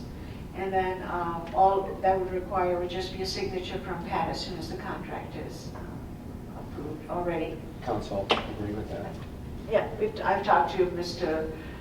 Tony Scariano about it, as to how to do it, and obviously to Bill Lane too. Can I make sure I understand something first? Who is our point person? Is Mark the point person on the pool? Who is like going to be the one point person? Because when we talked to committee, Yes. I thought I asked, again, maybe I wasn't very clear, so I apologize, that we kind of have two people always, a requester and an approver. Yes. So anything under 25, all I'm hearing is the business office. It would come through the construction meetings process. So our intent is that on a weekly or bi-weekly basis, all parties, including the architect, the CM, and our team, would meet to review what is happening at the construction site. If there is a construction change, that would be discussed too at this meeting. If that results in a change order, the construction manager would draft the change order. Okay. The architect would look at it to make sure that it agrees with what was talked about at this meeting, and then it would be presented to the business manager for approval. For under 25? Yes. Okay. So it does not mean that the CM could walk over to the business manager and say, please sign it. It would have gone through a discussion process before it is approved. Well, and here's the flow, I think, Kevin, to your question. The flow would be, take all of that, Mark goes to Dan. Okay, after all of this, Mark goes to Dan Stanley, a replacement. For under 25? For under 25. So Mark's essentially the requester and Dan is the approver. That's kind of, yeah, that's where I was going. Yes. As long as well, that's what I'm trying to figure out. Yeah. So we have a requester, and then Yaz or Dan would be the... For us. Do you For agree? us. I mean, do you agree So that's you would what- be for 25 to 50. We have talked That's what it's also... like. Dan's not the requester and the No, approver. no, he's not. But we also talked about having an owner's rep. Once that individual is in place, he would replace Mark, because that Exactly. person So would we be don't on have a that person day-to-day right now. basis. Right. Yeah, we haven't hired that person So yet. you guys should understand, historically, we've talked about having a position. I mean, these kinds of construction projects are big. Okay? I mean, you can't just take a pool. I mean, at the time, we talked about pool and gym and all kinds of stuff going on. You can't just dump that onto somebody like Mark and say, keep up the good work and build the pool, because bad things can happen, all right? So there's been talk about getting somebody that would actually oversee that project for us as our rep, overseeing the construction management. right? We had when we go vertical site. So essentially, that person then may become the requester, and Dan would still be the approver. But again, the concept of one person requests and a separate one reviews and approves would still be intact. And my question on all of these, so you're going to have, I get it, we're going to have changes as the project goes, it's inevitable. Yes. How does this work in conjunction with the contingency cap? So, yeah, go ahead. Talk about this. Right, because we will have contingency, obviously. We have 3 or 4 different categories of contingency, and any change order that does not require, a change order could also be how the work is going to be done, which may not result in a major dollar amount. But if there is significant dollars that are needed, it would go against the contingency, depending on what type of contingency. Now, if you recall, we had talked about releasing some of the contingency once the construction documents were finalized, because some of the contingency being held is for unknowns right now. So, you know, depending on what kind of pool material we're going to use, it's being held in a construction contingency. I Once guess the my documents are done, question is it's how's, used. I just want to avoid a situation as time goes on, and we're going to review this monthly. Yes. You start getting things, but all of a sudden, are we involved in changes to that or eating into that contingency? I think we can just get that Yes. as part of the monthly report. Right. I mean, what we ought to do is, you see the monthly report, you see the new changes, right? And you will see And we can see I just don't want to we get can- 4 months into this thing and all of a sudden, we're like capped, Yeah. and we got nowhere else to go. Well, we should see on the monthly report any new changes, okay? And any new use of the contingency and the remaining available As part of contingency. this. You know what I mean? And I it is think our, the goal, want to give flexibility to get the darn thing done without being a bureaucratic mess. Yeah, but at the same time, say, oh, by the way, we forgot to tell you all the contingency. No. all the contingencies are gone after 6, So and then we find ourselves in that's a... that. Right. So if we could have a report out on that and understanding how those two things play, I think that would be helpful. and it is our intent to have the CM present at each Facilities and Finance Committee to give an update to the committee as to where we are. Okay, so let's, such a time as we hire someone else to be our rep to Right, oversee the and project, that it would would be- be Mark. Right, it will be. Until, But we would also have Gil Bain present there, Dan Sullivan will be present, as well as Mike Henderson or Sandra Moon.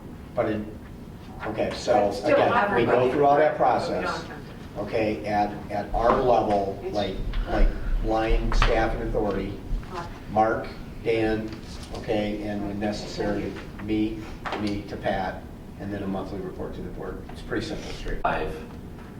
It goes from Mark to Dan, and Dan makes the final Yes. decision on the change order. He Based on- solely makes that decision. Yes, based on all of the work that we've talked about before, construction manager, weekly Team meetings, Yeah. blah, blah, blah, That's blah, blah. important to us. Okay, and then monthly, what we've also talked about then is monthly, when you get the update on contingencies, we need to make sure that Dan's aware of, Mark, you'll be here, but we need to make sure as you transition with Dan, that he's aware of that we also want to show our contingencies and if any of those contingencies have been used, so we get a running Balance. list. Yeah, but essentially, You're we gonna should balance. say last month's contingency, available contingency was $1 million. This month, Dan signed 5 things for $5,000 each, so now we got 900,000, 7, whatever it is. We would have a running balance of the contingency as well Just as like the we do fund change. balance. Yeah, the other thing that's important to mention here is how we work together in district office. So we don't work in isolated silos. We're talking all the time. So here's what's going to happen, just so you know. So we have the construction meeting, we've got the architect, we've got the construction manager. We're in total agreement that we need to do a change order, and it's $15,000. So Mark's going to go to Dan. Dan is, because this is what Yasmin would do, we'll walk right down the hall and say, Prentice, I'm just letting you know I'm signing off on a change order. So, because that's how we work together, we don't work in isolated offices. So we're going to be having lots of communication, even under $25,000, because they'll tell me what's going on, because A, that's the model that we have and that's the expectation, and B, that's how we work together. And nobody likes a surprise. Yeah, and yeah, nobody. We all want the same thing, yeah. Okay. Nobody want, and, you know, they don't want me to be surprised, I don't want you to be surprised, and we don't want the community to be surprised. Is everybody good with that? Okay? What about, let's go on the construction. So number 1, we're going to add that language to the construction management Right. contract. You want to combine the language. Right, and one of the reasons for doing that is that the entire contract basically is there with all the clauses that are in there. So everything is in one document as opposed to having No, so that's many fine. documents. And where is that now, that document? I'm not honestly. The document, I don't know if it's posted here or not. It is. It is in here. So should we just make the motion to combine it and then It's approve up it to at the you next whether you meeting, want to or- do it tonight or you want to wait till. It doesn't affect the Well, let me project, ask- so so- then we'll just wait because. So approval of not this tonight gonna- doesn't impact the schedule? It does not, no, because. Because we have a special meeting coming up in the middle of June, right? Right, we do. And we have the process of, talking to the appropriate authorities here at the village to get the process going forward. When the Brainerd Memorial was presented to the review committee, the pool was too. It was received well, and The the pool was commission. received well. Right. Oh, that's right. The commission informed us that there's one variance that is required, that they will recommend that the village give us the authority to move forward without meeting that particular variance. Once again, they did remind us that they are only a recommending Yeah, commission. understand. Yeah, We sure. cannot Yeah. They force can't- the they don't village to vote. do anything different. I mean, the village board could not approve. Right. But at our end, we continue forward with our document design process, and we intend to go out for a bid probably in June or July. Okay, but again, on the construction management contract, Yes. because Gil Bain's been doing some work here. They have. But they're working currently without a contract. They are, and it is not unusual for it to take months to get a construction management contract approved. I've talked to my colleagues and they say 6 to 8 to 10 month period is not unusual. Okay, so everybody's comfortable and we're not holding anything up. And every time So I do you really need a motion to combine the language, or do you? We do, because. Well, Okay, that's fine, I just want to make sure. add the Okay. language to the- All right, then I make a motion that we combine the language that we So discussed. let me make a suggestion. So rather than voting, let's We're not ask the voting. the board to add the language to the Okay, existing contract, got it. okay? On June 12th, we have a special Yes, meeting. we do. Okay, so it's a committee of the whole meeting. So we We can- could actually have a special board meeting that night and vote on the contract. We can do the meeting, Perfect. do the special meeting first, and then we can do the rest of the pool evening, which probably would make more sense because we don't know how long that's going to go. That And would all be- the players will be there. that Yeah, and meeting, everybody so will be there, and you then, can ask. Scariano can add, And in fact, Dan is also going to attend that meeting. okay, great. Does that sound like a plan? Right, so the only thing we're voting on tonight is to join the line. Yes. Right. All right, so, You want to make, somebody want to make that motion? Okay. No, I make a motion that we combine the language as presented with the current contract. is there a second? All right. So again, just to be clear, because we have 2 stars on the agenda, we're not voting to approve the construction management contract. Correct. Yes. Okay. All right, any other discussion? And Denise will reflect on the minutes. Yeah, well, one other point of discussion on the construction management contract. So the construction management fee, if we recall last time we talked about it, it was a percentage of the deal, right? That's correct. We have a number of percentages associated with fees. We have general liability, there's a portion of that. Based on a construction cost of $19 million, the total fees for everything, including some reimbursables for the construction management for the cost that they will incur too, the total fee is $1,566,850. Okay. So I guess my question was going to be, and I think the area where there was some discomfort on this last time was, I forget the number, whether it was 7% or something like that. That was on the architects. Okay. We were On all talking of about the these, architectural in fees. principle for all of these that are based on a percentage of the whole thing, Right. Again, my position is if the price of steel goes up, I don't think that means the architect actually should be paid more. No, and Right, so where I'm going with that is there a way to have in there, it may be a percentage of whatever the projected cost is, but could we include in there a not to exceed amount or a cap? we can discuss I it. think we should at least ask that question. So my concern is as follows. Yes. What is the incentive for the parties involved Yeah, not to escalate the price? yeah, and that's what And I'm. if you're on a flat percentage basis, similar to what you might talk about in residential real estate, it is in their best interest financially for those prices to escalate. But it's in a different, real estate is a little different because they're actually on your side, in theory. Your agent is technically, no, because they're out there trying to get you a higher number because they're going to win and you're going to win, so that's a little different. But I see what you're saying. Yeah, the buyer. Yeah.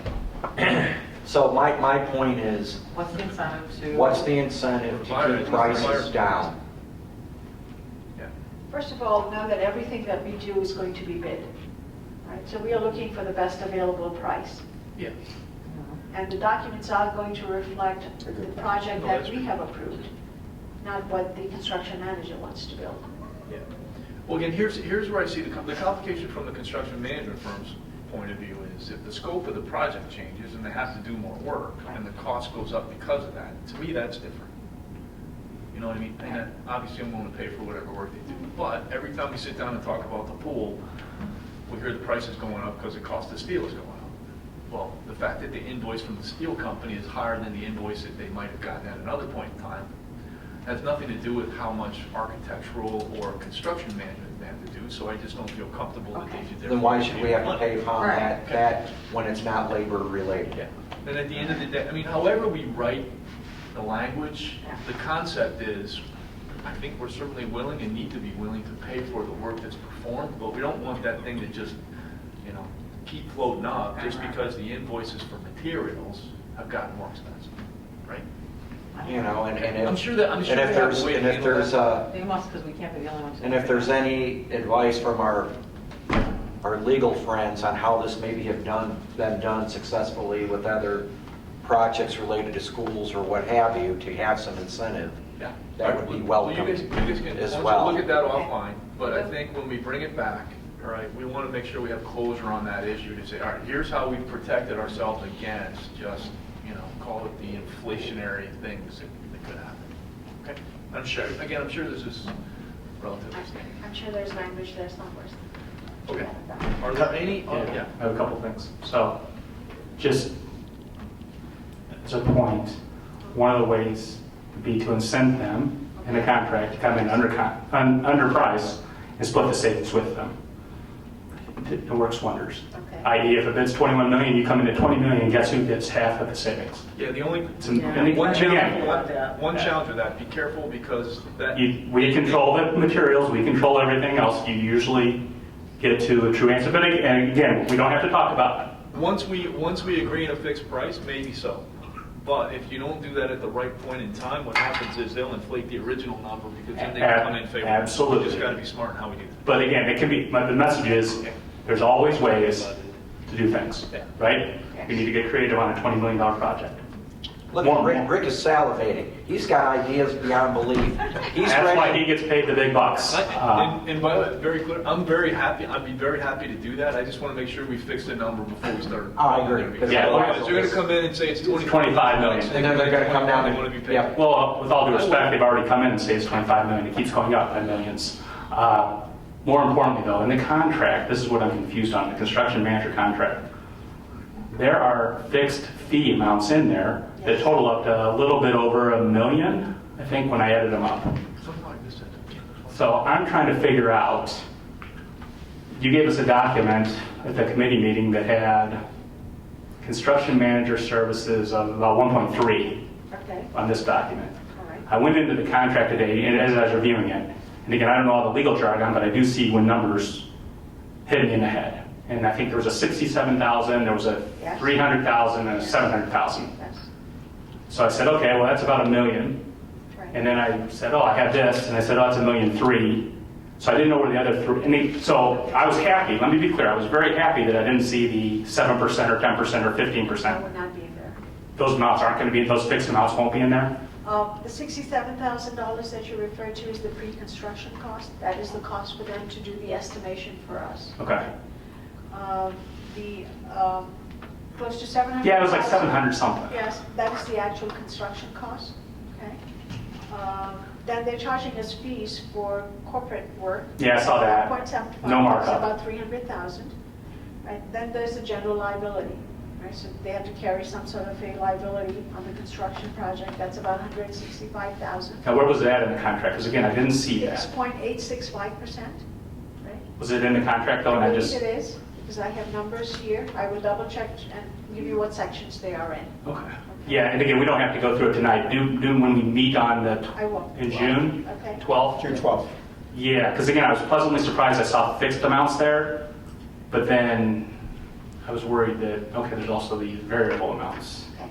Yes, So the if we- variable amounts might be to the reimbursables, because, they would have a trailer, they would need phone service, they would need water, they would need telephones, legal fees, publication costs, whatever. Those would fluctuate because there's no way to know, but we have an estimate of about 110,000 on that. Okay, And then there's, on a regular basis, they're going to clean the site. okay. They're going to have dumpsters that would need to be emptied, stuff. They're estimating it to be, with a lot more included in there, about 210,000. Now, those costs could change, but right now we have those as estimated numbers, because you don't know how many times we would need a dumpster service here, Right. stuff like that. But how does that then fluctuate with the total contract price? Does that? Those would be actual costs that they would have to provide to us, so they would have to tell us, well, there was a service here, or a phone service here, or a legal service that was provided. It would be more detailed than, what I'm telling you right now. Okay, and I'm And once again, when we are meeting on Yeah, June 12th, yeah, help me. And again, we can maybe talk even before that, so we don't have to waste everybody else's time. But I will. I'm trying to understand the variable concept of the construction manager. Yes. I didn't see it in the contract. Okay. I mean, you just gave me an example of buying water, buying internet, the trailer, the cleaning. Right. But that has nothing to do with $25 million or $21 million pool. No, but that is included in part of the cost of the $21 million, because the 21.5 that we've been talking about includes also the fees. The fees are not on top of it. Right, but the construction manager is not getting paid a variable percentage. No. There Okay, is no, there is a that's- percent in here, because obviously when we were negotiating the contract, we were still not sure as to what the exact cost would be. So they couldn't come back and say it's $67,000, period. Right. It had to depend if the project suddenly became $30 million, the number would fluctuate. So in the proposal that they had provided, they had used percentages. And then we went back in there and said, if the construction cost was 19 million, this is how much it would be. So we could compare the cost of the 3 construction managers that we have spoken to see where the difference was and what was more reasonable as far as some fixed costs and stuff like that. So the construction manager contract, when we approve it, whenever that is, will have mostly fixed fees in there. I believe so. They should. Well, they can update us when they're going to be at the next meeting. Yes, we could Okay, ask so them, make sure yes. they understand, we expect them to detail that, so we have a full And understanding of maybe, any and all fees. and maybe we see where we're at on the contract and we actually do it at the June meeting, at the regular June That's board fine, meeting. yeah, you could discuss it and then. Because get it you're going to be able to have more 26th. conversation with Fine. them. Yep, okay, before thanks. we do a contract. We want 2 things, we want to be clear on the contract, and we want to make sure we don't hold up the pool. It's not either or, it's both. Okay. All right. Okay, where were we? We were at the point where we Okay. agreed, we seconded the motion to add the language to the contract, right? Yes. We had discussion. Is there any further discussion? All right, not roll call, please. Luce.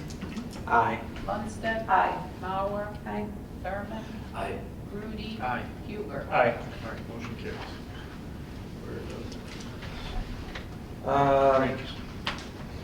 Okay.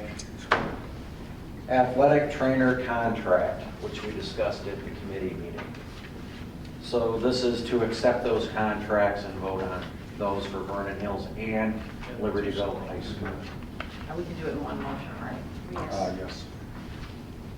So do I have a proposal to approve those 2 contracts in one motion? I make a motion that we approve the trainer's contract, the athletic trainer's contracts as presented at the committee meeting. For both LHS. For both LHS and VHHS, same company. Second. All right, is there any discussion? Roll call, please. Lundstedt. Aye. Mauer. Aye. Thurman. Aye. Grudy. Huber. Aye. Luce. Aye. Okay, motion carries. One more. National Intergovernmental Purchasing Alliance, this is for the studio theater and the seats that were discussed in the committee. So this is the proposal to go ahead and purchase those seats, replace those seats, and to move forward. Do I have a motion to accept that contract and that proposal to move forward? So moved. Is there a second? Second. All right, any discussion? Do you want to, just for the public, talk about the intergovernmental, so it's clear for people? Sure. Would you like me to read the whole proposal? We just want to Just get the summary of why we did did this. talk about Bid the out, text, so we let's want to explain just make what sure this it's is. perfectly clear why we didn't bid this out. Correct. Okay. The pricing for this project is based on the National Intergovernmental Purchasing Alliance, known as National IPA. What they do is they do bids for products and guarantee the bid pricing nationwide. So, so government agencies can use this process to purchase materials that they are they're specifying for their projects. So it's a pre-bid items. You can use this. We've used it for our turf purchases because it was a turf that we wanted to purchase and it met our specifications. So we can use it for purchasing that, and we're using the same process for this seating because this seating was actually back when the auditorium seating was bid out. This was the actual model and manufacturer that was in the bid process, but in the bid process, we did not get the model that they had a committee that chose the actual product, but we did not get the product that they actually chose. So, you know, with this aspect, we're able to get the product that we want and specified for our use. And the premise being that it would be cheaper to do it this way than to do it if we went out. Yeah, it can be cheaper, it can be the same price, it could be more expensive. We don't know unless you do an actual bid, but this is a guaranteed pricing, so you don't go through that process. So for the quality of the equipment and that, so and it is a bid thing. The way they do the contracts, that they go out to several manufacturers and then they do get the pricing down to lowest possible pricing for government agencies. So we use it when we purchase vehicles as another. It's a driver's ed car. Driver's ed cars. In our buses, we've used it. Same type of thing. So we actually buy our nationally custodial supplies negotiated using this type of pricing. We're talking about nationally negotiated Nationally prices. negotiated pricing, It yes. is bulk purchase, so they're able to negotiate a better deal, and it is recognized as in lieu of bid. It's recognized by who? By The state. the state. Okay, yeah. So if you use this service, you're exempt from having to go to the bidding process? They've done it Because for this you. particular group has done it for you. It's like a co-op. It's like a purchasing co-op, yeah. Okay. Good. We motion in a second? Yeah, Karen, motion, Max. So any other, or you call for Any other discussion? discussion? All right, now roll call. Mauer, Aye. Thurman, Aye. Rudy, Aye. Huber, Aye. Luce, Aye. Lundstedt. Aye. Okay. Any other? Here, Luke, any other? None. Just checking. Okay, no property, little CEDAW. Okay, we had, I went to the CEDAW annual budget meeting presentation, and before I get to that though, just for your benefit, Kevin and Ann, CEDAW is a special education district of Lake County. It's a co-op between 31 districts in Lake County that pool their resources and have a separate campus for students that, it could be physical disabilities, it can be behavioral disabilities, or behavioral needs, cognitive disabilities. Anyway, so that's what CEDAW is. It's recently, there have been several schools, districts that have recently pulled out of CEDAW. There's been a kind of movement to try to get as many kids as possible into their school system so that they are being included and they're not busing them as far. And so that's, we've taken a lot more classrooms back within our own school buildings and everything.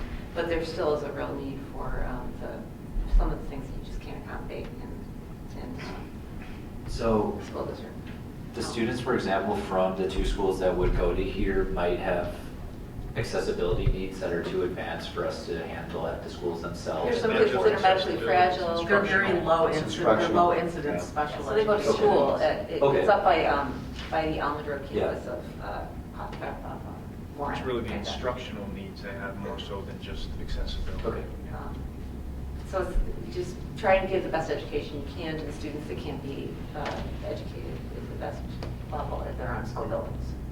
But with that said, It's worth a we've field really trip worked. if you guys are ever Yeah. available to join Karen and It's see the incredible. facility and the needs and what they do. It's actually very. But with that said, a lot of schools have been moving to take it all back in their own districts or in cooperation with some of their feeder districts. There's one school, most recently Grass Lake, District 36, made a withdrawal request. The withdrawal requests have to be approved by the Regional Office of Education. They were denied just this last month, so they will not be doing By the CEDAW. board, first time we've ever seen Yeah, it. but before that, Stevenson and the feeder districts of Stevenson and who else pulled out? Lake Zurich. Lake Zurich. Okay. So anyway, that's just an interesting thing to keep kind of tabs on. And to put it in perspective for you guys, when somebody withdraws, I mean, it's a COLA. Yeah, Yes. when anybody withdraws, that basically means to the extent that they cannot modify their expense infrastructure, all the remaining participants basically have to carry the load. And particularly when it's So financially. It's never to our advantage to have anybody drop out of the Right, bar. and, you know, especially districts that are financially very healthy, then many of the districts that aren't so healthy, you know, it's an interesting balance, and we Yeah. kind of rely on you guys' expertise to help us keep Yeah, tabs it's on very that tough. whole thing. To just give you that kind of, they have implemented a new tuition structure in this last year that is even more encouraging any student that can be accommodated within their own building to be accommodated there. Otherwise, the tuition is quite high. That's the first tier. Can't remember if it's 1, 2, or 3. But that tier, and we do accommodate. We have a good job. We do a good job of keeping a lot of kids within our buildings. So, needless to say, though, and then there's 2 other levels that the tuition is a much lower level to incentivize you to take. You know, keep whatever kid you can in your building. Saying that? Okay. So that's still, you know, that's a new thing. So we'll see kind of how that plays out as we move forward. What was the original structure? You said that's a new thing, the tuition? I think it was just a blanket for whatever student was involved, right? Differing structure over the last 25 years or so. They've had a differing structure. It's changed. For as long as Yeah, so it's changed depending upon the needs of the group. And CEDAL's really, it does seem like something that's been in flux from time to time. They try to adapt to the changing needs of the students. And one of the things in particular, Dr. Moline was talking about is that their need right now is escalating so quickly for students that are behavioral can't be handled in their schools. And so they have a program called Shaping Appropriate Behaviors there, and that's just growing at leaps and bounds, particularly in the younger kids that really can't be handled. And so, you know, that's things are. Excuse me. Anyway, there is going to be a proposed tuition increase of 3% going forward. And our particular tuition from District 128 is for this year will be just under $1.8 million, and it's projected to be just under 1.7 next year. The overall budget this year, the actual budget, the estimated actual budget for this year end is $65,380,600. Next year budgeted is expected to be $68,280,000, and that's largely because they're doing a giant road project there to try to make. If you've ever been over there, it's a nightmare to try to figure out where you're going. It's like a... I get lost every time I'm here, 4 times a year. So they're restructuring all the road system and making it, because there's several different buildings and they've added on, they've built the buildings, and it's really hard to find your way around. And I think they've put it off for a long time. So they're working on that as we with building our road. The other thing that they're doing is they did have a pool that they filled in, and they're now converting it to classroom space, so we can take a note from them, and we're ready to move on that. But that's another, that accounts for the $3 million difference, just under $3 million of most of that, and also some salary increases, but that's the bulk of it for next year. So I will be, on our behalf, approving that budget. It seems okay. So what you want to do? The other last thing I wanted to mention is that they, because as Prentice mentioned earlier, they have not gotten payments from the state. It's likely that they're going to need to go out and get borrow money to pay and keep going. So they are going to need a resolution from our board sometime in the next couple of months. It'll come through Prentice's office. We'll do it in June. Well, if we get it in June, we can do it in So June. just be expecting that gives them approval to borrow if they need to borrow to keep the doors open. Are we on the hook for it? If they somehow? If they don't receive it, yes. No, if they actually borrow the money and for whatever reason go bankrupt or whatever.